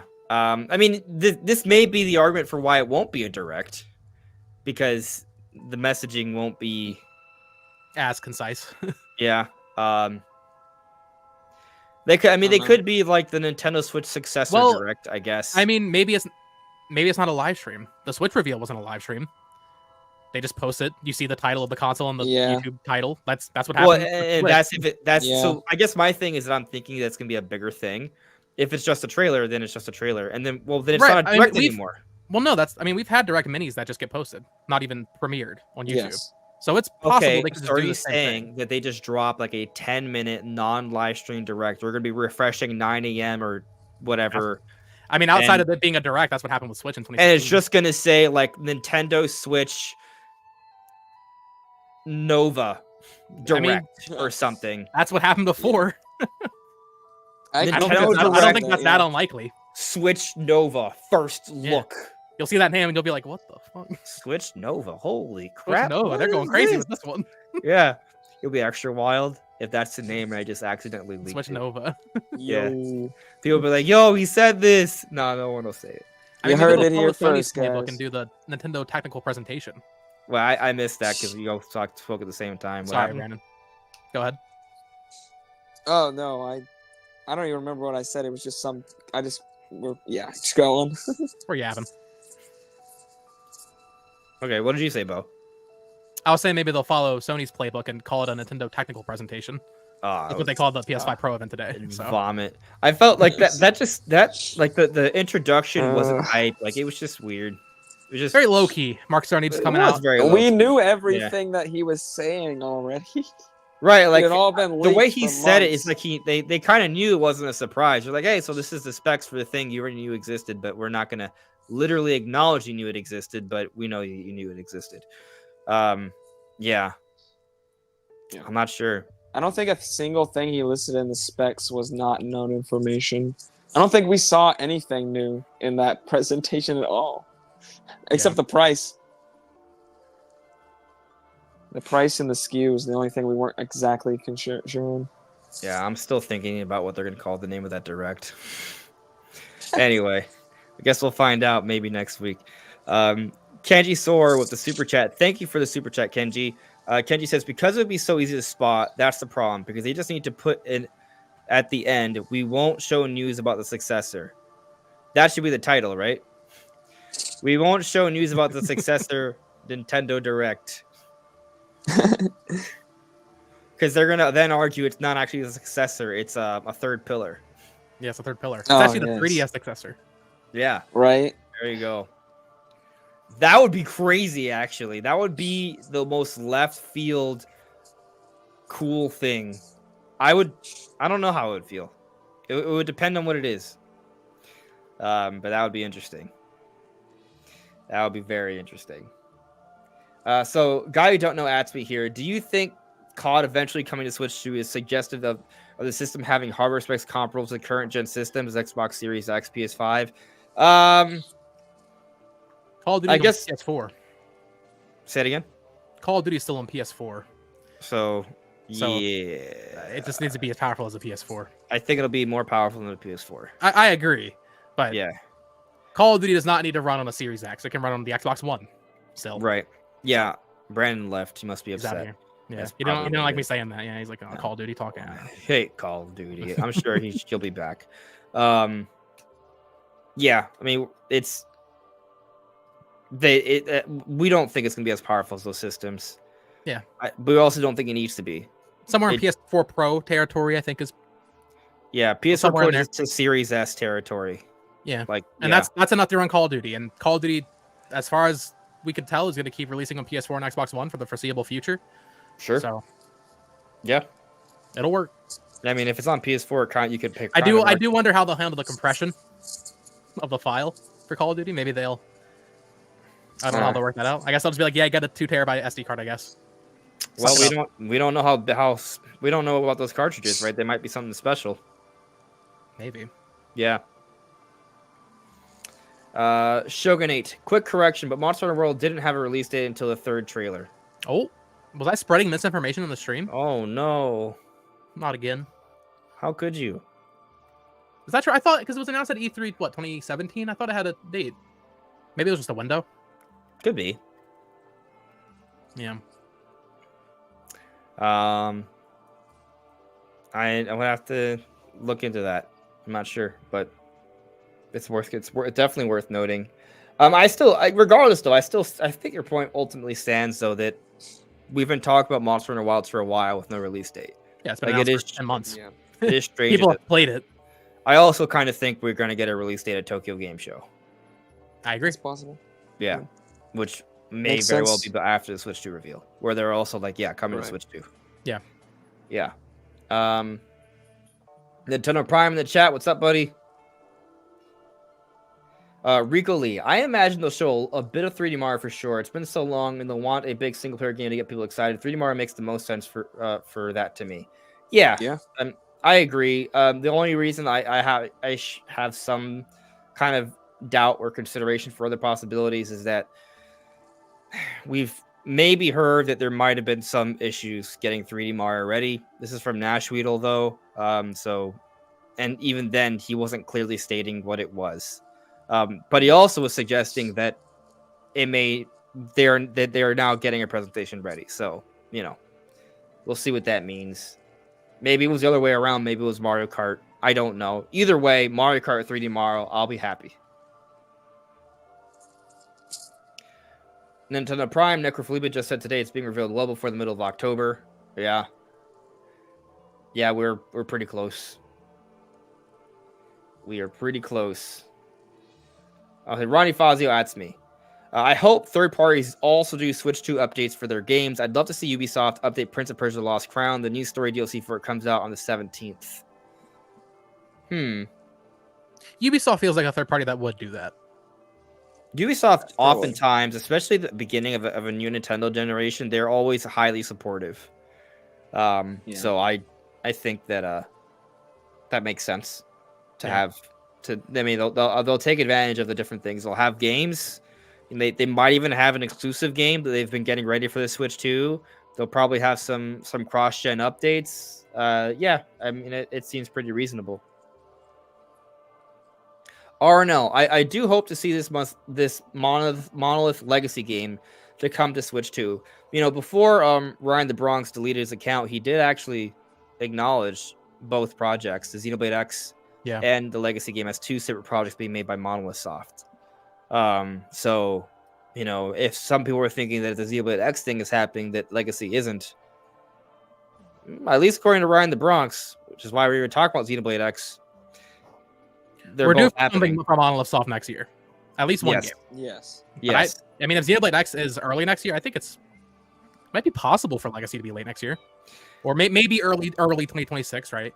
But I don't think they're going to be that far apart. Yeah, I mean, I could see them coming out 2026. Like, you can make the argument that looking at 2017, right? Like, obviously they benefited from having Xenoblade 2 come out early, but also maybe they had a little bit of a disadvantage from coming out too early.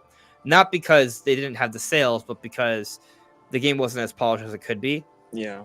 So maybe they're like, hey, I mean, actually, if you think about it, 2018 for Switch wasn't that big for Nintendo. Like, there were obviously Smash and Pokemon were big, right? But like, there were months that were kind of tame. Like, they could spread it out a little bit. Torna was the big September game, right? Which is DLC to Xenoblade 2. Like, it's a banger DLC. Oh, right. Yeah. But I'd rather just get this Legacy game in that slot, right? Like, I'd be happy with a summer 2026 huge epic Monolith Soft game that has all the polish they needed. And then meanwhile, we're playing a 100+ hour game with new content in Xenoblade X in 2025. Like, that's I think that's fine. I actually think that if the games came out summer 2026, that's early enough where they can at least start to market it. Maybe it's not a part of the first look trailer, but that we actually learn about it next year. Yeah, we see it in the first year of Switch 2. Yeah. Yeah. For sure. Yeah. I think Xenoblade Chronicles X Definitive Edition could look insane as well on Switch 2. Could be a big upgrade. Yeah, I mean, it looks really good for Switch standards, but it's still something that could be a lot better. Yeah. I agree.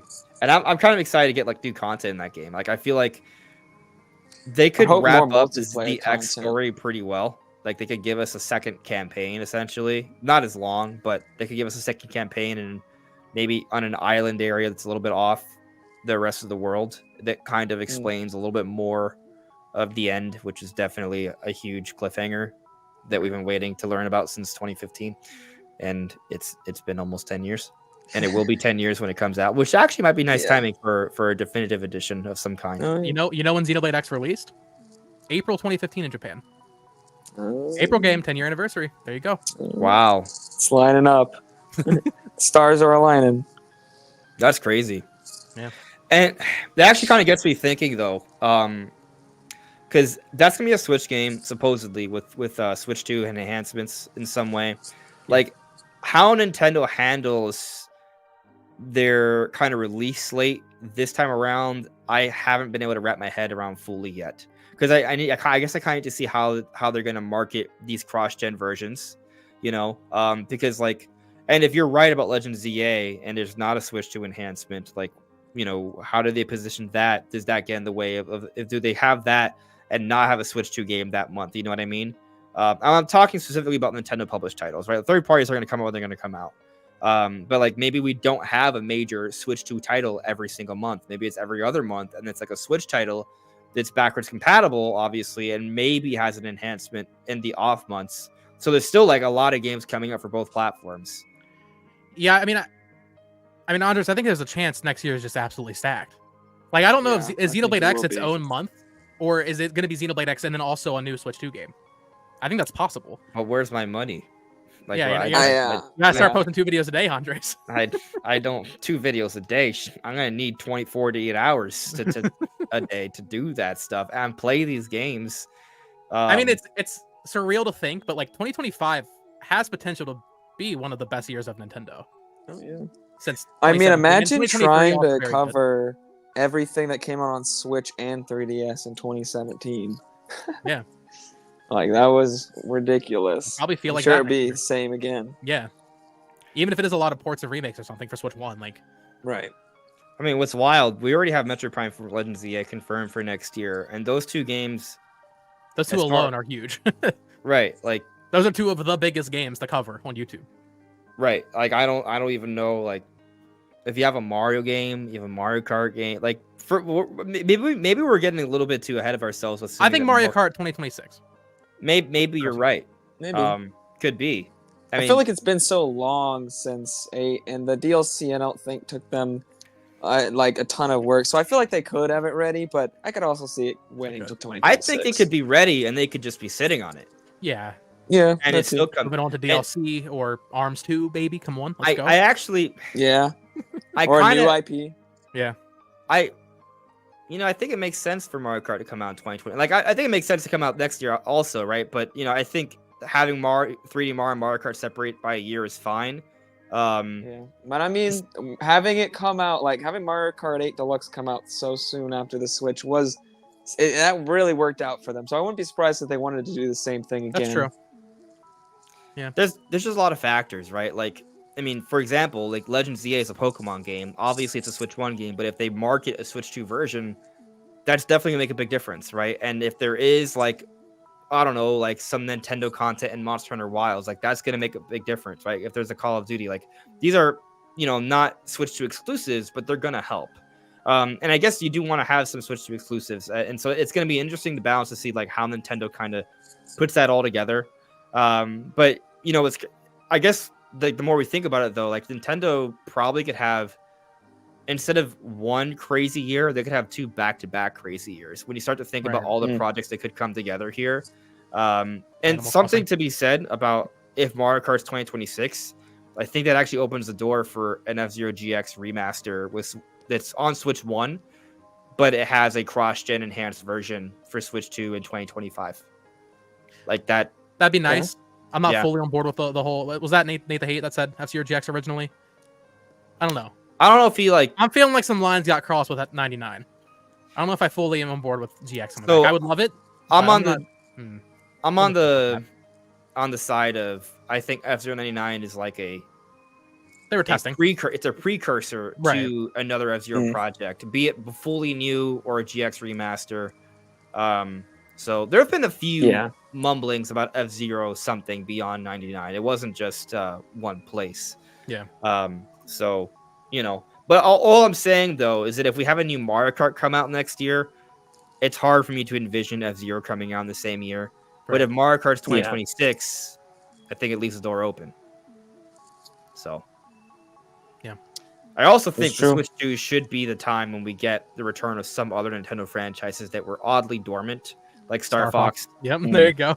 Yeah, I mean, Donkey Kong, I would, like, we had, you know what I mean? Like, I mean brand new titles, like fully brand new titles, right? So, Star Fox, because we technically had something for F-Zero, we had something for Star Fox, we had something for Donkey Kong, but they were all, like, for Star Fox, it was just cross-promotional content or what have you in Starlink. Yeah, we're not counting that. Yeah. Donkey Kong was just a straight port with Funky Kong from a game that came out years beforehand, and now another one, right? That's it for Donkey Kong. I guess there was the DLC in Mario Rabbids, but no full brand new titles. And then we have the F-Zero 99, which is it's kind of new, but it's also a repurposing of the original F-Zero from Super Nintendo. Yeah. I know it's your favorite F-Zero though, so I'm not showing any shade. I love it. I haven't played GX. So. Oh, well, you haven't played the best racing game ever made. I mean, I love X as well, so. X is good. Yeah, but F-Zero GX F-Zero GX is straight up one of my favorite games ever. Yeah, I'm sure everybody says it's great, so I would love to take it over. Painfully hard though. So if they remaster it, I think they'll have a little bit of an easy mode, guided mode. They have they have like a Mario Kart 8 mode where you have like a little like pole on the back of your car. It's like automated steering or something. Yeah. I don't think it'll be an easy mode. I think it'll be not burn your thumbs off mode. It was intense. Like they had snaking and stuff. Like I guarantee you, if there were 2 reasons why your control stick's broken in a Nintendo GameCube controller, it was because of melee, or it was because of F-Zero GX. Yeah, wave dashing in melee or snaking in F-Zero GX. Yeah. No new system until we get our end of life rhythm heaven. I agree with that. Let's get it. Yes. Let's make it happen. All right. I don't think it's happening, but please. February game. Here we go. It's the February game. Here we go. That'd be cool. I'm down. Demonic Brawler asks me, I could see them re-releasing a new version of Breath of the Wild sold separately for Switch 2, but a patch for enhancements of Tears of the Kingdom for Switch 2. Well, yeah, I mean, we've heard about the Breath of the Wild thing. I don't really know how they're going to package that. I just don't see how... Like, they could sell a remastered version of Breath of the Wild, but if it has no, like, significant new content... I don't see how that should be. That should not be considered a big deal release for a month. No, It'll sell, but it's not going to be good. I think the difference between Breath of the Wild and Tears of the Kingdom is Breath of the Wild had DLC, so you can bundle all that in for $60. So that'd be a really lame month if that's all they release. But I think that makes more sense than Tears of the Kingdom getting its own. I think it's something that they could be like, oh, this is nice to buy if you didn't buy Breath of the Wild. You get the patch you get the Switch 2 patch included on the cartridge and the DLC. It's all in one place, but if you already own the game and the DLC, you can just upgrade to the patch for a small price or something. Also, patch Tears of the Kingdom to have Master Mode. Yeah, that's so weird. I mean, I think you can make the argument that maybe they were saving that to sell it again, to be honest. I'm of the belief that Nintendo likes money a lot. So, like, Brandon, I love your thought that they'll offer $10 upgrades or something. That's not the Nintendo I know. So I want to believe fair. that. I probably should be more cynical. Yeah. No, because I believe in Breath of the Wild $70 edition. I don't even know if it could be $70. I think it could be $60. But Tears of the Kingdom, if they re-release that as a Switch price package, is Breath of the Wild now? It's $60. Yeah. I could see them doing it for Breath of the Wild and not doing it for Tears of the Kingdom, just because people just bought Tears of the Kingdom. Yeah, I think. Whereas if you bought Breath of the Wild, like a lot of the people bought it a long time ago. So I double dipping on that one. I could see them justifying it, but forcing you to buy Tears of the Kingdom again, bro. Price would be, I won't be forced. I have it on my Switch. Yeah, but I mean, if Master you want Mode, the you got to drop that version, $70. if I pop it into my Switch and it doesn't have any of the Switch 2 enhancements, like, and I have to go buy a new cartridge for that, like, that's gonna suck. Yeah. I really don't know what they're gonna do. I'm sure they'll make money and go for it. Yeah.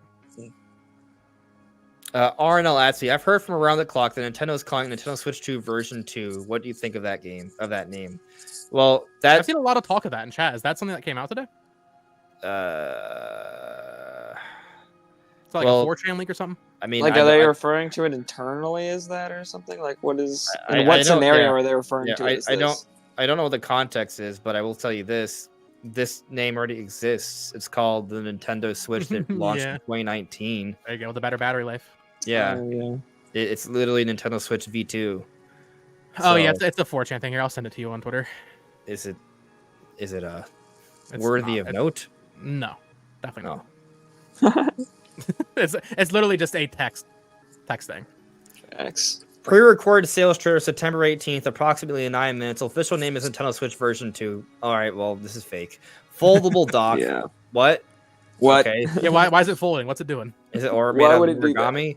Bigger than OLED. We already knew that. Colored button. Oh, okay. It has to be real then. Metro Oh, Prime yes. 4 Beyond. Significant visual upgrade. Has to be real. Showcase of the open area. Oh, has to be real. Control gunship between planets. Physically attack enemies with armed cannon. Crystal cave with giant alien bats. Multiplayer PvP. Has to be real. Open world Mario based in Mushroom Kingdom. Mario chasing rabbits in open fields. Some sort of day and night cycle. Cloud What? areas has smaller islands surrounding main island. Small blue ogre girl wearing crown, holding club, hammer, and Prince Peach's castle. Kind of random, but I kind of like it. But this is fake because there's no Yoshi. Mario Facts. Kart seemingly has around 15 to 16 racers. Oof. What? Okay. Fake. Oof. Fake. 15 to 16. Let's go. Fake. That Character. range right there. I mean, unless You're they right. just plan like a It's really... like obviously it'd be 16 if it's either of those. I don't know. Yeah, I don't know. Yeah, that is odd. Wear standard and unique clothes, some sort of character specific arena changing, giant disco cart with what? There's already a disco stage. Third party games, EA Sports, FC. What's FC? It's EA Sports FC. It's the football club. Oh, okay. Okay. Yeah. Elden Ring, Assassin's Creed Mirage, April 2025. The old launch Assassin's date. Creed name, not even Shadows. Oof. That'd be crazy. Yeah, Well, that'd be rough. that third party support would actually be pretty mid. That'd be pretty bad. Yeah. Yeah, I mean, it's good to have those things, but if that's what you're pushing in your trailer, then that's not really anything more than what the Switch would have gone in the right. same time frame. Yeah, I mean, Like, Elden just Ring's gotten those nice, same but- types of games, just the other Yeah. versions from back then. Nah, I don't think this is real. Unfold my dock. Yeah, I'm good with my dock not folding. Like I don't. I know mean, why I maybe would the even dock want can that. have some sort of feature that folds, but I mean, What really, would that the- mean? I want my does second that mean? GPU and my I don't power know. brick, please. So Yeah. I'll say this: the first part is believable. Pre-recorded trailer, September 18th, approximately 9 minutes. I believe that. That. Oh, I don't say I believe that, but I'm saying I find that to be believable. I will Right. say this. I appreciate 4chan leaks when they add like just random things like small blue ogre girl wearing crown. Right. Hilarious. So Like at least they're specific. adding their own like random thing in. Yeah. Yeah. Makes Maybe it they're- funny. Makes it funny to Maybe read. they have poor eyesight and are also colorblind, and they mean Yoshi. But the moment it becomes immediately garbage is official name is Nintendo Switch version 2. That's Oh my gosh. That Well, would I be mean- actually worse than the new Nintendo Switch. never The mind the marketing can't fact get that confused. that they literally have a model number that is that. Right. I don't know. Nothing about that's confusing. We at don't all. believe it. We don't believe it. We don't believe it. But it's fun. It's definitely not believable because it says colored buttons, and that's definitely not happening. What do you mean? That's like the most believable part of all of it. You You don't have, I believe don't it? know, you man. have no idea how happy I'd be when they show those new Joy-Con and they're not colored buttons. I'd be like, you were wrong that entire time. Fashion Dreamer was not a hint. I don't know. Yeah, Hoping. I don't know. I do Yeah, kind of hoping. feel like the color buttons might just be on like one SKU or something, and it's not going to be like a big deal. I just can't imagine every version of the new Joy-Cons having the same colored buttons. It just doesn't make aesthetical sense with how many different types of like What? colors they like to come out with. What do you mean? Think about how many Xbox controllers there are. Think about how many PlayStation controllers there are. They all have colored buttons. Those don't change. I guess that is true. Also, They don't have less designs. let me though, throw typically. something out at you guys. Like, just because the buttons may be colored doesn't mean they're gonna look a certain way. Like, they can make them look demure. Yeah, yes, they can be very mindful about To, it. to Right, be but- honest, though, I'm mostly just joking about the colored button things. That would be a good way to just differentiate the console immediately and make it look a little bit different. Yeah, I versus also think current it's Switch. good for tutorials because if you have a Yeah, color, for accessibility, it does make sense. Did they Yeah. do that with the new 3DS? Yes. they did. Yeah, but like the way I It was on a envision new it, console though. it's like imagine a button that's like it's not like extremely like bright, like it stands out like a toy like the Super Nintendo controller, but maybe it's like a little like translucent, like it's a little see-through. That kind of matches like the tone of the controller a little bit. Like it's the color is apparent. It looks nice, Hmm. but it's not like blatant. If that makes any sense. Right. But I could we'll- also see that just being different on different designs. They could have the color more or less emphasized depending on how they want it to be. Yeah, we also gotta have GameCube Joy-Cons. So actually, they already exist. So. Oh yeah. Yeah. Anyway. All right, so guys, we're gonna wrap things up. So final questions, points you want to make. Here it is. I'm gonna end the poll. It's been up for over an hour, 245 votes. Ooh. I think that's a solid amount. Before seeing the results, who do you think won? I think yes won. Yeah, definitely yes the next week. Based on those early results I saw. So before I press end, it said 70-30. YouTube does this thing where it rounds down the top pick. 59%, so it says 69-30. But that confirms it. Maybe if That's anything. that's the lucky 69. number. Oh. Yeah. Yes. Let's go. Yeah. So, the majority of us, a significant majority of us, think it's happening next week. That's pretty wild. We had a lot of votes come in too. 245. That's I will say now, if you are on the side of yes for this, just don't throw a hissy fit if it isn't next week. Right? Yeah. Let's not lose our marbles over it not being next week. It's still coming, guys. Reminder that think isn't. Don't place any bets. Yeah. Don't bet your entire life savings on this with some black. Go into next week hoping it's next week, site. but like understand that it might not happen, and then be pleasantly surprised if it does. Yeah. I'll say this, right? If you guys saw the Video Games Chronicle podcast, you may have seen both Chris String and Andy Robinson talk about, their interactions on social media, and they addressed how they talked about how they both heard from developers at Gamescom that something's happening in September regarding Switch 2. Like, they both said that. But if you pay attention to the podcast and not listen to random articles kind of misquoting them, they didn't double down. They didn't say you should believe this with 100% certainty. They're not staking any credibility on it. They're unsure because they from their own personal confident sources, they haven't triple sourced it from those places.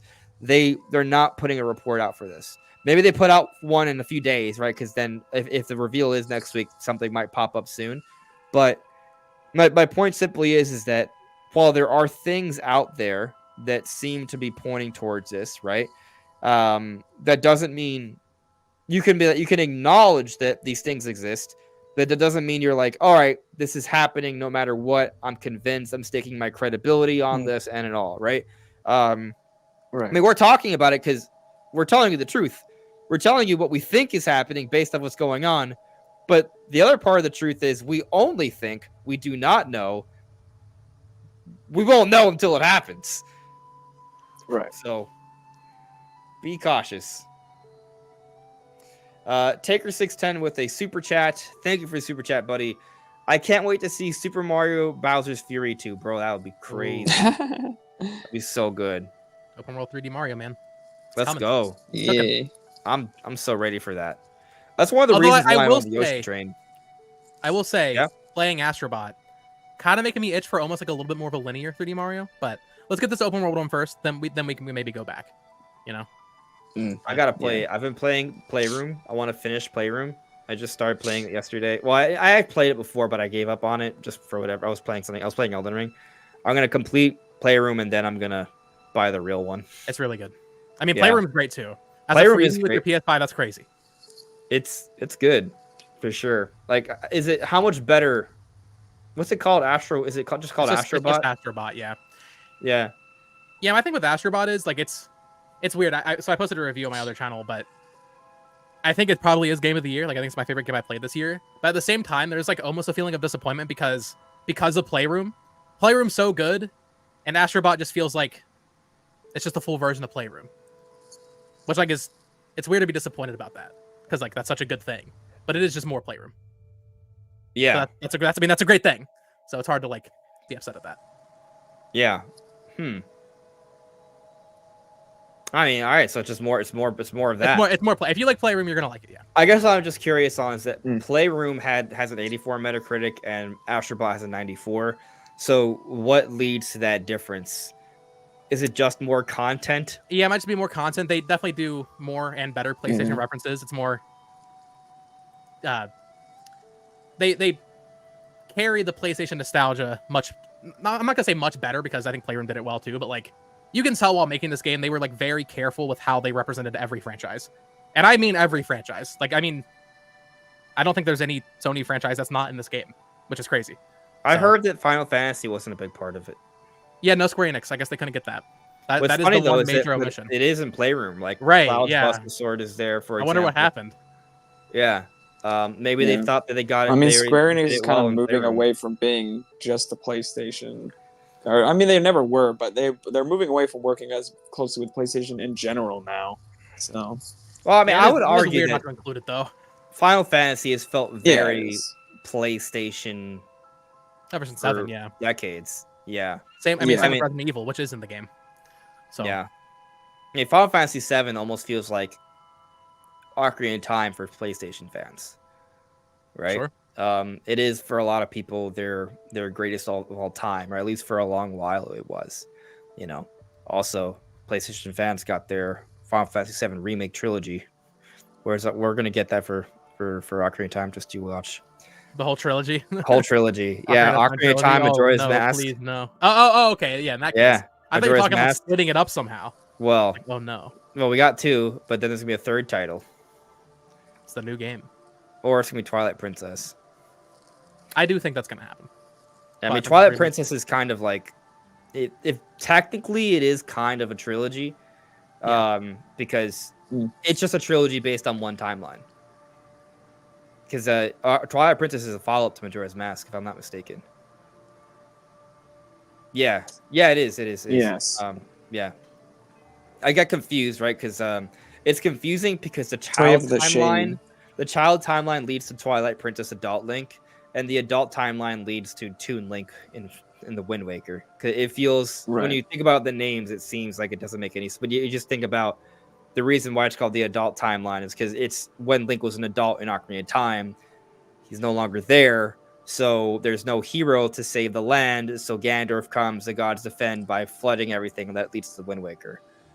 Child Link is the one we know in Majora's Mask. He sticks around for that high roll, protects it, dies, becomes Stalfos Link, and that's what we see in Twilight Princess. So it is kind of a trilogy, and so they could have it. Those are the 3 Zelda games that make sense to get remade. Like we could actually literally have all 3 get remade. So it's fairly. I don't know when Twilight Princess would happen, but I do think that is going to happen at some point. That's probably late Switch 2, maybe even Switch 3. But yeah, I do think Twilight Princess is going to get remade. And in that trajectory, yeah, exactly. It's kind of timeless almost. Right. But Ocarina of Time first, then Majora's Mask, then Twilight Princess in that order.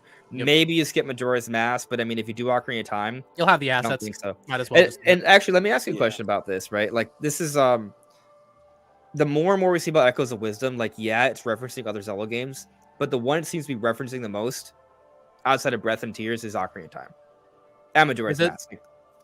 Feels like it. See, I've been watching all your analysis. I'm not too tuned in. Well, like. So we have the Deku Tree, right? There's that. Right, yeah. That one's obvious, but they brought back the Deku Scrubs. Yeah. You know. But we also recently found Volvagia. Oh, sure, yeah. I was a little annoyed that was in the trailer. To be honest. It's crazy. I kind of didn't want to see that. Like, I can't tell if it's just like a mini boss or if it's like a full-on boss. That looks like a full boss to me. Yeah, it looks like a full boss to me. Yeah. It probably is. But it's just kind of wild. Like, we keep finding things like this in there. So it to me, I guess what I'm kind of getting at is that it kind of seems like they're bringing back a lot of Ocarina of Time, like, characters and motifs. I mean, they're even bringing back the boss key chest, right? And I believe it's. I gotta double check the chest design, but it reminds me of Ocarina of Time chest. Actually, let me look this up real quick. I think it actually might be from Twilight Princess, but Ocarina of Time boss chest. Well, we also got the Ocarina of Time Deku Tree Lego set. So yeah. I mean, I guess what I'm getting at is it just kind of seems like they're putting it in our minds so we know about Ocarina of Time. this is like, yeah, it's like, hey, this is an iconic version of the Zelda series. They're trying to keep that relevant as opposed to other versions that they could be keeping relevant that they're not. The Ocarina of Time chest is very similar to the one we see in Echoes of Wisdom. For those who are, it's not exactly the same. Just so we're clear, I think you might be able to make the argument that the Twilight Princess one might be similar, but that's how it looks. If you guys have seen, well, it was a recent trailer where we saw the chest, right? What was it called? Do I have an image that I Into the Still World trailer? Yes, that's it's in that one. Into the Still World. Let me pull that up here real quick. Present video file. Into the Still World. There we go.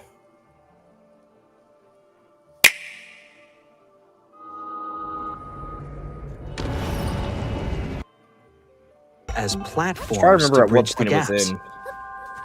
Do you hear the audio, by the way?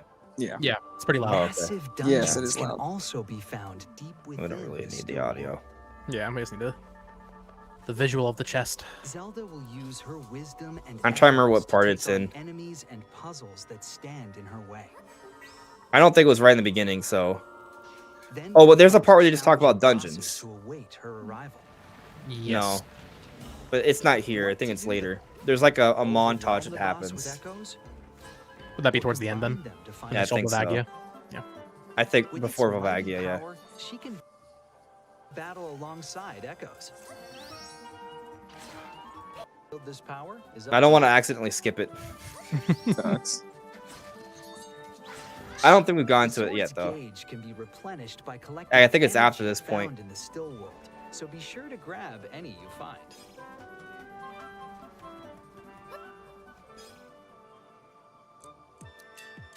I think it happens in this section. This is Dompe, an engineer who crafts clockwork gizmos in Hyrule. His extravagant creations are Or called soon. Maybe it's right after this and section. they can be I know it's activated gonna come by up lining soon. them up. Hey, I don't They mind watching the produce trailer again. powerful effects game looks that great. differentiate It always them looks from great. echoes. Yeah. But be It is careful, pretty crazy we don't got this break good of a Zelda apart game if this they soon take after too Tears of much the Kingdom. damage. Crazy. Look Oh, at the yeah. little You'll goopy meet guy. many other Other than you quirky look at the characters last during time your we've had a travels, new and 2D there's Zelda no game, doubt you're like, there'll be man, a it's great crazy that hasn't been welcome to the sooner. princess. Mm. 10 years, man. 10 years is a long time. Yeah. I think that this is probably where it's at.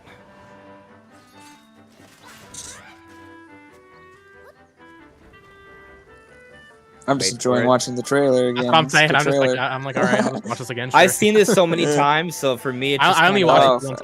time. Yeah, I've only seen it once. It came out during PAX. So I was I'm about to be pissed if it's On not a here. journey to traverse Did I miss and it? save Hyrule, nah, it's coming up. I believe in you. Zelda's wisdom is key to No, that's the end of it. You missed it. Oh, I did. The Oh. Legend of Zelda Maybe it's in the, it's echoes probably in the of dungeon wisdom. section then, I guess. I guess The so. gaps. There's a chest. Yeah, it's not the chest though. Massive No. dungeons can also Yeah. be found deep within the still world. Zelda will use her wisdom and echoes to It makes take on sense for it to be in the enemies and dungeon section. puzzles that stand in her way. Yeah. Then confront challenging bosses who await It's not here either. What to do though? Overwhelm the boss with echoes? Or combine them Where to is find it? unique ways around the Is it situation? after, did they show her beating this boss? Strategy is yours Does to it pop up devise. after? No, maybe it's even earlier. The still world can be accessed. Hold on, I'm gonna Oh, find maybe it by here. just. scattered across You Hyrule. let me know if you see it. Each I'm gonna entry point I'm leads gonna to a look at the location trailer in with a its way where I own can skim defining through more features. quickly. On her adventure, Zelda must overcome Oh, is that dungeons it? Oh, within was that it in the I circle? think it was. Go mysteries back. Oh they crap! Of hold. course, when I step away. As soon as you stop looking, It Yeah. was like in between, like there was a puzzle to get. There was a a little gear? bit before, a little bit before. he has like a little before. gear in the puzzle. Yeah, this would be In the it. middle of the gear. Yeah, a little bit after this. Let's let it play. Yeah. Just let it play. Just let it Yeah. play. Yeah. There. There it is. Yeah, I think So it looks it's like- more like the DS games, maybe. it's a blue chest with gold trim, but it has a red jewel. So the one from Ocarina of Time doesn't have the red jewel. I actually think there's a chest in Twilight Princess that looks more like it. Could be what I'm thinking about. Boss chest. I think it's Twilight Princess. I think the one in Phantom Hourglass looked pretty close to that design. Oh, that sounds right. I don't know. Okay, it's not Twilight Princess. When I look at the Twilight Princess boss chest, they look pretty dark. Or well, what the hell is the this? red crystal though. What the hell is this? I don't know. For some reason, there's some Zelda game that has. Oh, they have the red jewel. Yeah, that's what I'm saying. But the ones that have the red jewel don't have the blue and gold look, and then it's like almost like they combine boss chest designs, maybe. Yeah. I don't know what's this. Like, this is a dark design. What about Phantom Hourglass? I just looked it up. I don't think it's that. No. Okay. I don't know. Is it Wind Waker? It's probably just a unique design. No, it's not. It's not. I have a Zelda boss chest image on my computer. Wait. Pull up Wind Waker. Pull up Wind Waker. I think it might be that. This is it's pretty close. No, it is. Because it was the one again.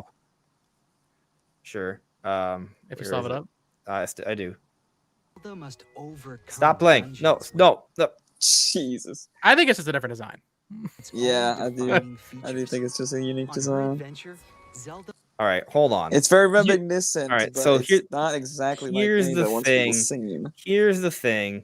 Let me show you guys something. I have a PNG of a Zelda boss chest that matches this design, but I don't know from what game it's from. Maybe it's Majora's Mask. I don't. Hold on. Let me show you. How do I show you? Let me stop screen for a second. Present, share screen, share window. Just quick sided Skyward Sword.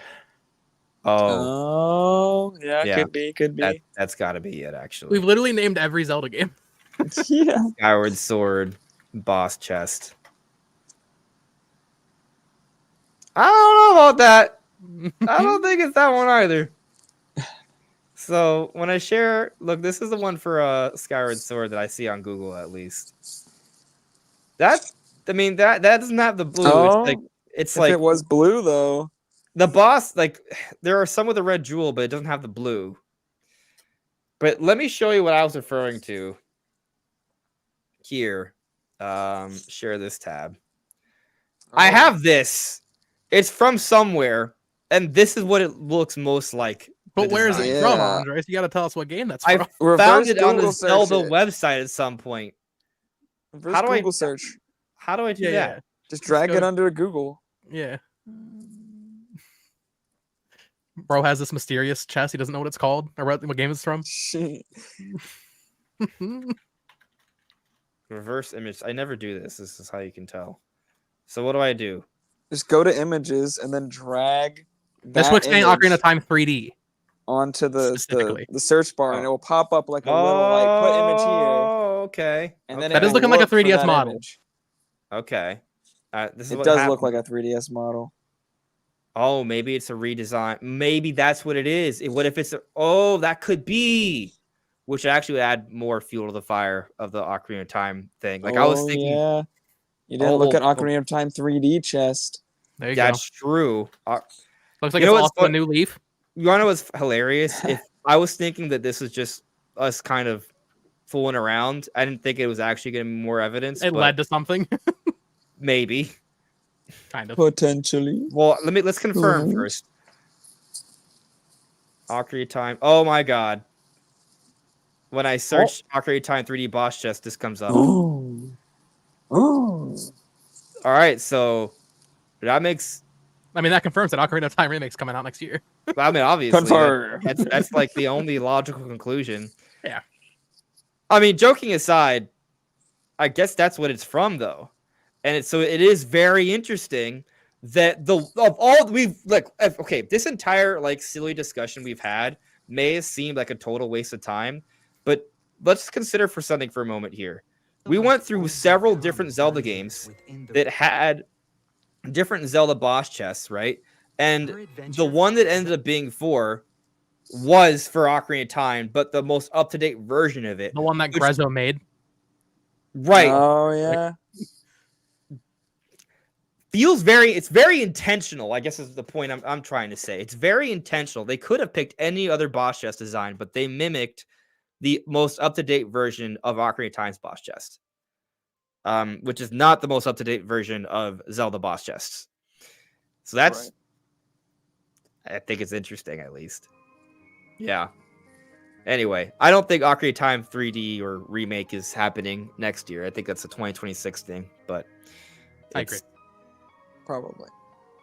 Although, what do you think is the holiday game? If we're assuming early 2025, 3D Mario and Well, I Metroid mean, if Prime you're going to move that- Mario that- Kart out of the way, then maybe Ocarina of Time remake does make sense for, Yeah, I just know they're not going to want to release all their bangers in one year. Obviously, got to save something for year 2. I'm trying to figure out like where does Animal Crossing slot in, or Splatoon 4 if you swing that way. Well, One of those yeah. two. All right, so let's talk about games that we think would be a good holiday title. Mario Kart, do we agree? Yeah. Right. I'm not saying that it will be. Just if that's how It would be a that's good holiday game. It would also be a great like March game though. Sure. Yeah. All right. We're same page. 3D Mario, right? They're kind of interchangeable, right? Yep. We agree. Okay. Smash Brothers. Not Okay. happening next year. Too soon. Yeah. Too soon, but it is Way a too good It holiday. would, but it would fit. Yes. How do we feel about Animal Crossing? That's a summer game, man. Or like Yeah. late spring, summer. Yeah, I just feel like I also think it's too soon. for Splatoon that could be game. holiday if there is a Splatoon 4 next year, which So my opinion is if we're talking about Splatoon or Animal Crossing, obviously Animal that's still Crossing's first. potential, but I think there needs to be like another side title if that makes any sense. I mean, there usually is. I mean, looking at Nintendo's holidays, there's never just one game, right? well, but- okay. yeah. So I mean, we're talking maybe Pokemon is November. Maybe Nintendo doesn't have their own thing for November. It's just Pokemon. They better have a and hell then, of Oc- a- and then Octo- right, and then October. Like I think October 2017 we had Odyssey and Fire Emblem Warriors. So maybe we get like Xenoblade Warriors and actual game of substance. Yeah. I don't know. Actual game of I could substance definitely is the see- key thing, though. That's the Right. one that we need. Because like Xenoblade Like- Warriors can come out whenever. Right, I'll be so- very right. excited for that. But we need like a 3D Mario tier game in October. If we Maybe get Donkey Animal Kong. Crossing and Xenoblade Warriors, that holiday is lacking for the first holiday of Switch 2. Donkey Kong. Maybe an open world Donkey Kong game. I think it's possible that A 3D. Let me 3D Donkey Kong game. I don't know. It doesn't have to be open world, but a 3D Donkey Kong game would do it. I think it's possible they're getting country returns out of the way, like they did with New Super Mario Bros. U Sure. back in Right. 2019, so that they get Yo, it out of what the if- way. What and if then, Donkey Kong is the holiday title? I think that's possible, Pretty Wild. good. alongside Pokemon, alongside like Xenoblade Warriors. Yeah. I don't. it's I got- think Metroid Prime 4 could come out as late as holiday. To be honest, if they have Mario, like 3D Mario that's towards not- launch, they can space that out. That's not a 3D Mario tier seller though. Unfortunately, No, It's but also I not a think it Switch will have exclusive. other things around it. that too. but Yeah, Yeah, like that's true. it's kind of like Metroid Prime 4. It's kind of like, for example, Animal Crossing plus Metroid Prime 4. I think is a good holiday lineup, right? I think I it's don't- way too soon to expect Animal Crossing to come I- out. I agree. I'm just simply talking about games that would be a good fit. But I just saw basically what I'm getting at though is that I think there is like multiple games that Nintendo could have potentially for because it's I'm thinking about not just 2025 but also 2026, right? And I also think there's a lot of games Nintendo probably has that they could probably just decide, oh, we're gonna have this as a 2025 game or a Kirby. 2026 game. 3D Kirby could be one of those potentially. It could be almost Yeah. done, and they're just like, hey, which year do we need it more in, right? And so there's a variety of games. Like there's the legacy game from Monolith Soft, right? 3D Mario, Mario Kart, Ocarina of Time Remake, Metroid Prime 4, Legend ZA. Well, we already know Gen 10's probably holiday 2026, right? So that one's almost kind of Yeah, like that's a definite thing for Yeah, 30th like- anniversary. yeah. Lock it in. I mean, actually, it will be wild. Imagine like, bro, Smash. And Gen 10. Yeah, I mean that's how they That's handled. your That's how holiday they handled. 2026. Yeah, I mean that's how they handled Holiday 2018. Yeah. Except Yeah, it'd be even better it because worked. it would be a next generation of Pokemon. Right. So, I mean, no matter how you spin it, like I think we're talking about enough here that we're gonna have like not just. I think it's gonna be better, right? Like 2017, 2018 versus 2025, 2026. I think we're gonna have. It's gonna be better overall. Like we're gonna be We're going to be exhausted after 2026. Yeah, it approaches as an interesting one. I think it's probably a little too soon, but Luigi's Mansion 4 maybe for October next year. Oh, dude, So when that Next would be Level so finished, hype. their last project was Mario Strikers. Yeah, but I assume that was certainly a smaller thing, right? Based on quality of that game. Did you not see the quality of those boots? Those soccer boots? I saw the quality of the game I played. I felt it. Right. When did it come out? What, 2022? That was June 2022. Luigi's Mansion 3 was October 2019. We know they didn't do Luigi's Mansion 2 HD. So I think it's possible they could be ready next year. 2026 probably they've more been on a likely. 3-year release kind of cadence, right? So yeah, but at the same time, I do feel like Luigi's Mansion 4 is going to be... I think it's going to be a pretty big step up. 3 is already great, but I feel like 4 is going to be like a big step. So maybe it's up for debate if it comes out in 2025, but I think the point's been made that it's another one of those games. It's like by the end of 2026, like we probably should have. I mean, I don't think this would. I mean, although Dread was this, I think Metroid 6 also. Now that's obviously not going to come out next year. My thought is that one either they may not have jumped into development immediately, right? But my thought is that even if they did, they're going to sit on it. I agree. Yeah, I agree. Like I think maybe it's even sit on it until 2027. I don't know if they'd wait that long. Well, okay, it may seem like a long time from now, but let's consider Prime 4 comes out next year. Right. It has DLC. It has online multiplayer that carries us into 2026. My thinking is kind of like Prime, like Remastered came out 2023, right? Dread came out 2021. Like it's like if you could have like a 2-year gap kind of thing, and then also you have kind of DLC stuff, kind of leveraging the gaps a little bit more. Like that's consistent Metroid content is my main point. So you know. I could also see Samus Returns or something like that happening. Maybe like a small project in between for Mercury Steam. Just a little port job. Maybe maybe a full remake of like Fusion or Super. Probably not. But yeah, as a Switch 1 game or cross-gen, however you want to label that. Right. Yeah. There's a lot of possibilities. There's a lot of possibility. Like I feel most Nintendo developers probably ready to show something or close to being ready to show something, which is just really exciting. Yeah. I don't think we're gonna have that 2018 drought like we had.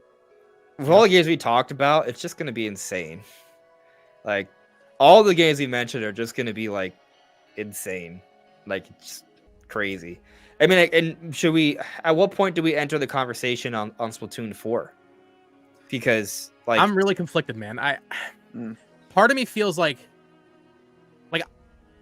So Brandon, why do you think Animal Crossing's further out? Why do you think that's not ready? I'm curious about that.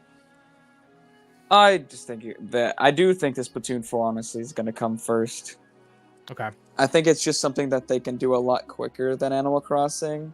Isn't that the Spiral codename? What the Spiral codename pertain to? Spiral was Splatoon 4. Yeah. Or Splatoon related. Now, I think it's safe to assume that both games are in development either way, so I don't know how much to put into that. But I think Animal Crossing is going to take more time. I think they want it to come out with probably more content, more regular updates. Yeah, actually be finished. Because a lot of people did complain about the relative lack of content in New Horizons, even though they delayed that game and for like half a year or something. Yeah. So I would expect that to come out a little bit after, maybe a year or two after Splatoon 4, but I do see them wanting to come up with a new Splatoon game to get people hyped on what series can be on the new console. I think whichever one comes out first, honestly, I think they'll probably be back-to-back years. Like, I think one of them is 2025 and one of them is 2026. And I could see Splatoon 4 being next year just because ever since 2015, Splatoon has pretty much always been something that Nintendo was marketing. Yeah. And I think that's, even though Splatoon's already huge, it's one of the big four, I think they still want to break further and get it even bigger than what it is, especially like in the West.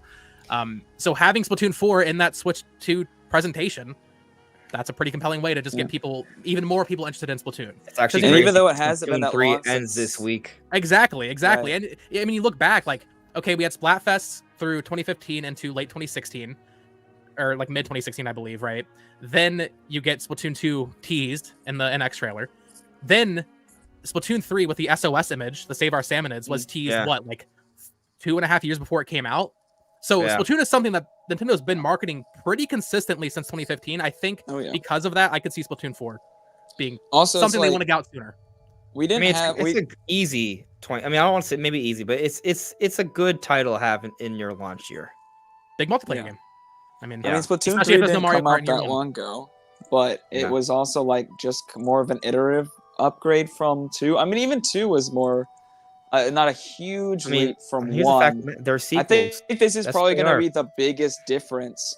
That's probably going to be the biggest difference between Splatoon games so Hardware far. wise. That's Yeah. the one. I The one imagine thing with Splatoon that the hardware jump is going to be big because Wii U to Yeah. Switch First is hardware not. jump. Yeah.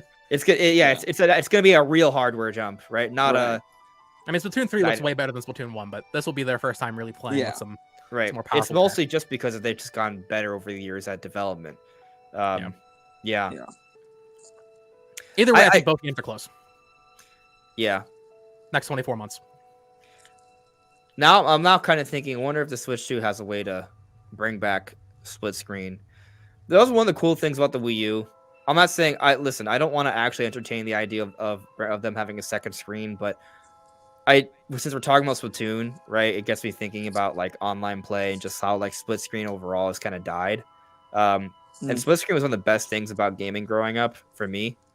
Yeah. Because you get your 4 friends, you play your Halo, right? You play any sort of shooter game or Mario Kart game. A Melee, what's great about Smash Brothers is you don't need to have. It's a game designed where on one screen, right? But like, I don't know. It would be neat to see if they could find a way to bring split screen back. That's probably a pipe dream. But either way, though, I think with new hardware, well, I guess they would probably be able to get if they're still targeting basically what Splatoon is, like if they don't do anything dramatic changes, they should have the horsepower to get 4-player split screen for Splatoon at least, running at 60 FPS. I don't think that's that crazy. Probably wouldn't be a priority, but it'd be cool.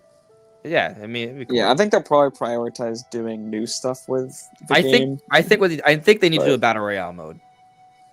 They need to do something to mix it up more because Splatoon 3 already had like a lot of sentiment of like this isn't different enough. There's not enough new here. There were no new major modes in that game.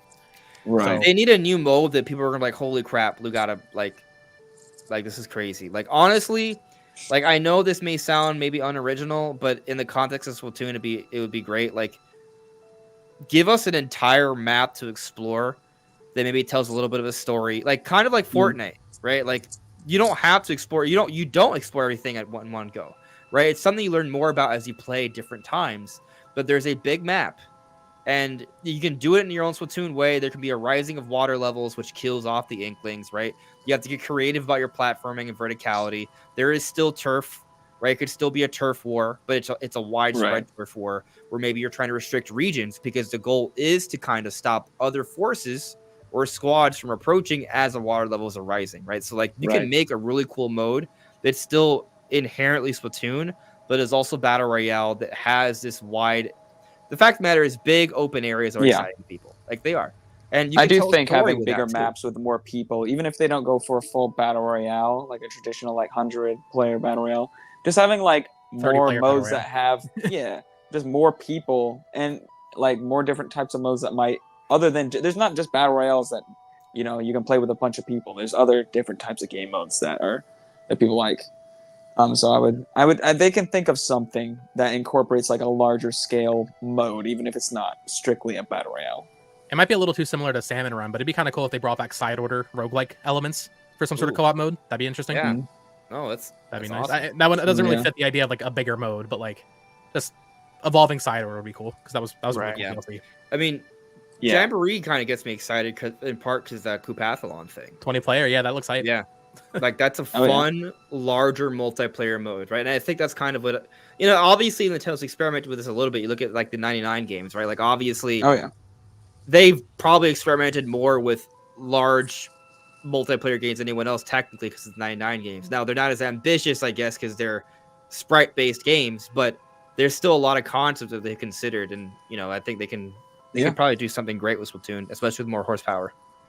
Oh yeah. So, well, I'll get to some super chats here. Don't want to keep you guys up late too long here. Taker610 with a super chat. Thank you for the super chat, buddy. Will open world Mario be more RPG like as a result?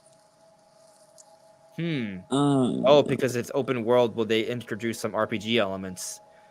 Maybe upgrades to Mario, some mechanical upgrades, maybe. like Yoshi boots for faster Yoshi running. Yeah, something like that. Yeah. I could see cool stuff like that. New Like Yoshi different saddle. items you can get. Yeah, light RPG elements I Yeah. think actually makes a lot of sense. That'd be fun. You know, I mean, Odyssey has a lot of cosmetics that you can collect, but they're purely aesthetic, right? There's no advantage to wearing them. I think there might be like one or two. I don't know. Like, yeah, I don't think there's. I'm trying to think. I feel like there's at least some games where sometimes you put on a hat, a character might react to you differently, but it's probably not an Odyssey. I'm okay with some subtle RPG stuff. I mean, actually, what's interesting, they've had a huge Mario RPG campaign this last year. I don't know how much it would actually relate, but maybe people are like, oh, yeah, sure, throw in some RPG elements. Why not? Soft ones, nothing major, but yeah, I'm down. Yeah. George FT with a super chat here. Do you want Nintendo to continue how Splatoon drops content over time, or do you think there's a better way that we get Splatoon to sell more than it already is? I think they messed up with Splatoon 3. I don't know if you guys play Splatoon 3 very much. I haven't played it much since it came out, but I dropped the game because it like barely worked online for me. It was. We tried to play a lot, but we kept getting drops. That first month was pretty rough, and then they fixed it. But Splatoon 1 and Splatoon 2, every week there was something. Whereas with Splatoon 3, they do like big updates every like 3 months. The new season drops, and they add 2 maps, a bunch of new weapons, new cosmetics. I like Splatoon 1 and 2 a lot more, where it was like, it felt like every like 3 days there was something to come back to. That wasn't the case in Splatoon 3, so I hope they go back to that, if anything. You know what I think they should do? So I remember for Mario Kart Wii, they used to have like a weekly like competition, and there was like a challenge. Sometimes it was a boss fight. It was like some unique content you wouldn't see in the base game unless you played that. Like I think something like that in Splatoon would be really cool. Like I actually really liked what they brought in with Splatoon 3 with the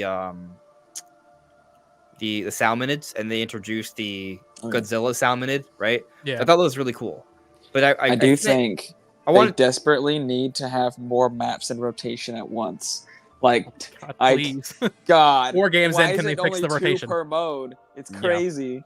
But that is what, something. Like 3 hours. They need to give us the freedom to play what mode we want. Also, yes, it's a little ridiculous. If I don't want to play Clan Blitz, let me just play. Like, why did they do that to begin with? Was it because they were afraid that they wouldn't have enough players? I think that's what it was on Wii U.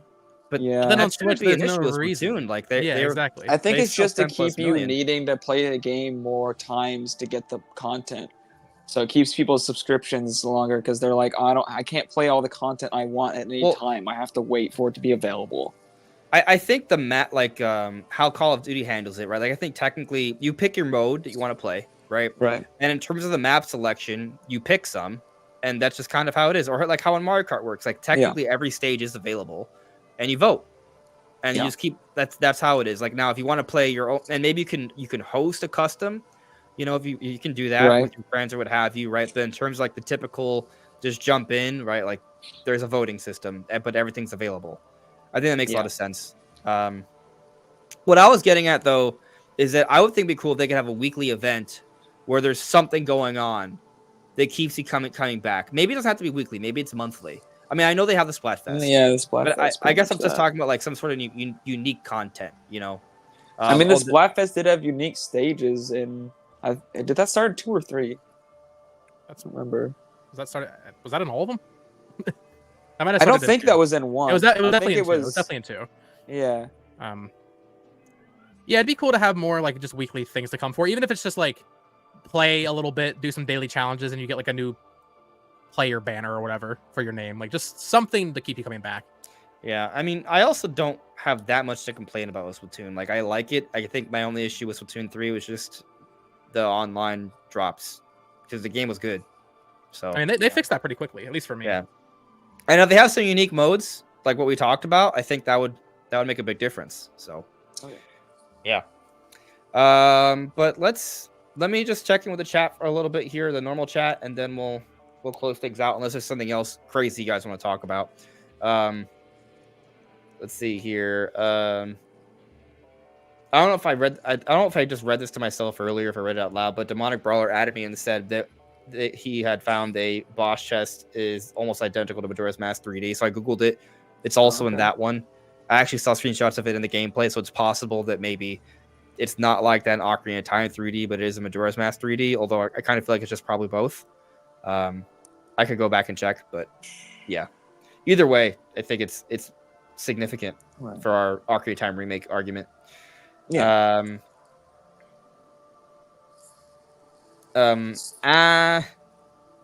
As pie pilled, could Mario Maker be 2025 because of 40th anniversary? I think Mario Anything's Maker's done. possible. I don't think Mario Maker 2 did as well as I thought it would. No, I mean, yeah, the game like nobody cared about it after it came out. Like very shortly after it came out, like nobody talked about it. Yeah. I don't want to say it's done forever, but I don't. If we're talking about like, it ain't 20. I don't think it's 2025. I think they'll have. It's next year, right? They'll probably come out with something if they find something unique enough to do. I think it makes more sense to follow up Mario Wonder.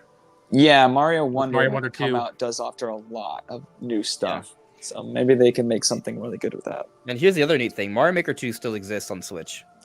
And Switch. I think if Mario Maker 2 had like a ton of different themes that offered like a bunch of different unique items from across the Mario series, like people thought they were going to do when they were just the open slots and they never filled them.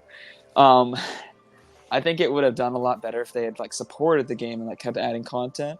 I think it was just the fact that it was like not that much different from the first one, but like you had Slopes though. Slopes was there. Andres, look at the thing I DM'd you on Twitter. It's a new Nate Drake post. Oh god. Oh god. I don't think he adds too much to what he said. And he's like being very much like, I don't want you guys to like take this too seriously. I can't verify the information, but could be interesting. Is this the thing you basically said on Reset Era? Is it the same? Let me read it. I was sent info. This is just he just posted this, right? Looks like I just happened to look at it and it popped up. I was sent info a month ago, but it was still in development project, meaning nothing has started yet in terms of filming or production. I was given a rough timeline and various details that I'm keeping to myself, as none of this matters without the info being verified. It's just a tip until I can verify the information. I mean, it seems like he's just further expanding on... Right, but my thing is, if he heard a month ago, potentially, that they were starting to, like, ramp up and, like, figure out the marketing for the Switch 2 reveal trailer... It makes sense, because they would have made a decision to move up the presentations. Right, and also, wasn't the Switch trailer filmed in September? And it came out in October? So we're a month removed? I would have to double... that sounds right, but I don't remember... I'm pretty sure the NX trailer was like mid-September it was filmed. Because it's not a long time between, like they don't leave that hanging for a while, right? Because these people, these are real people that they had come in. They got to get it out fast if they already filmed it. Yeah, that makes sense. Can we verify that Nintendo Switch first look? I remember there was an actor in the trailer who like did an interview with Game Explain at the time. You know what I'm talking about? And I'm pretty sure I remember him saying it was like mid-September that they filmed it. I don't disbelieve you. I'm just trying to like you're asking me, right? I'm trying to remember like you want to get the actual confirmation. And I don't. I just want to believe you. Paul Gale probably knows. Please believe. Yeah. Wait, hold on. The entire Nintendo Switch commercial was filmed in Vancouver. Oh. Okay. While feature films, a total of 100 were filmed within the city of Vancouver alone in 2014. But a new commercial release day showcased the new Nintendo Switch console. 3 minutes 36. At the time of the writing, less than 24 hours, the video has already amassed. Okay, so I think they're just talking. They're just excited that it was in Vancouver because of the settings. They don't. Yeah. No. Does anyone in the chat know? This very specific trivia. I believe you. I remember hearing something like that. I just, Yeah. You're probably right. Point is, more smoke. Potentially. Yeah. Hold on. Wait. Hold on. I think I did. Control F, because it's a whole thread. Sounds right. The Switch 1 had its first commercial film September 2016, released in October. This is according to Imperium Coctus on Reset Era, which also there's no proof there. Well, but I trust him with my life. Me too. Why wouldn't I? So is anyone else? I don't think no one's disputing this info, right? So Yeah, it's fine. I don't really think we need to.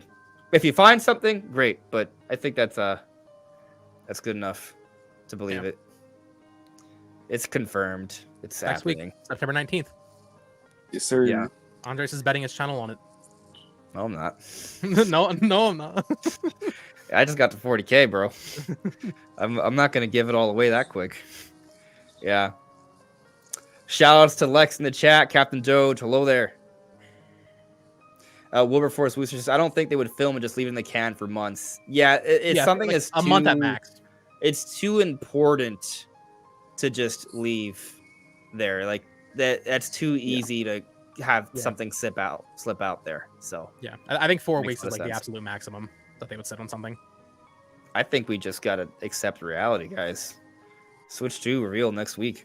Yes. I don't want to accept it, you know. I was hoping they would wait a little bit longer. Yeah, I mean, so if not, guess what? I'm running for the hills. But anyway, yeah, I mean, I think we've wrapped up tonight pretty much. Yeah. Yeah, we're gonna have a lot to talk about soon if this is legit. So. Oh yeah. Yeah.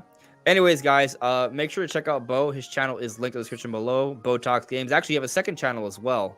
Yeah, it's Amiibo. I do more collecting type content over there, reviews. Bo Talks Games is now just the Nintendo news. Although today I did post a PS5 Pro video, so if you want to watch that, go check out that.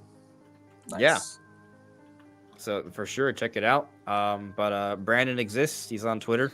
Yep. Yeah. Just floating around. But we'll see you soon. Take care, guys. Have a good one. See you guys. See you guys.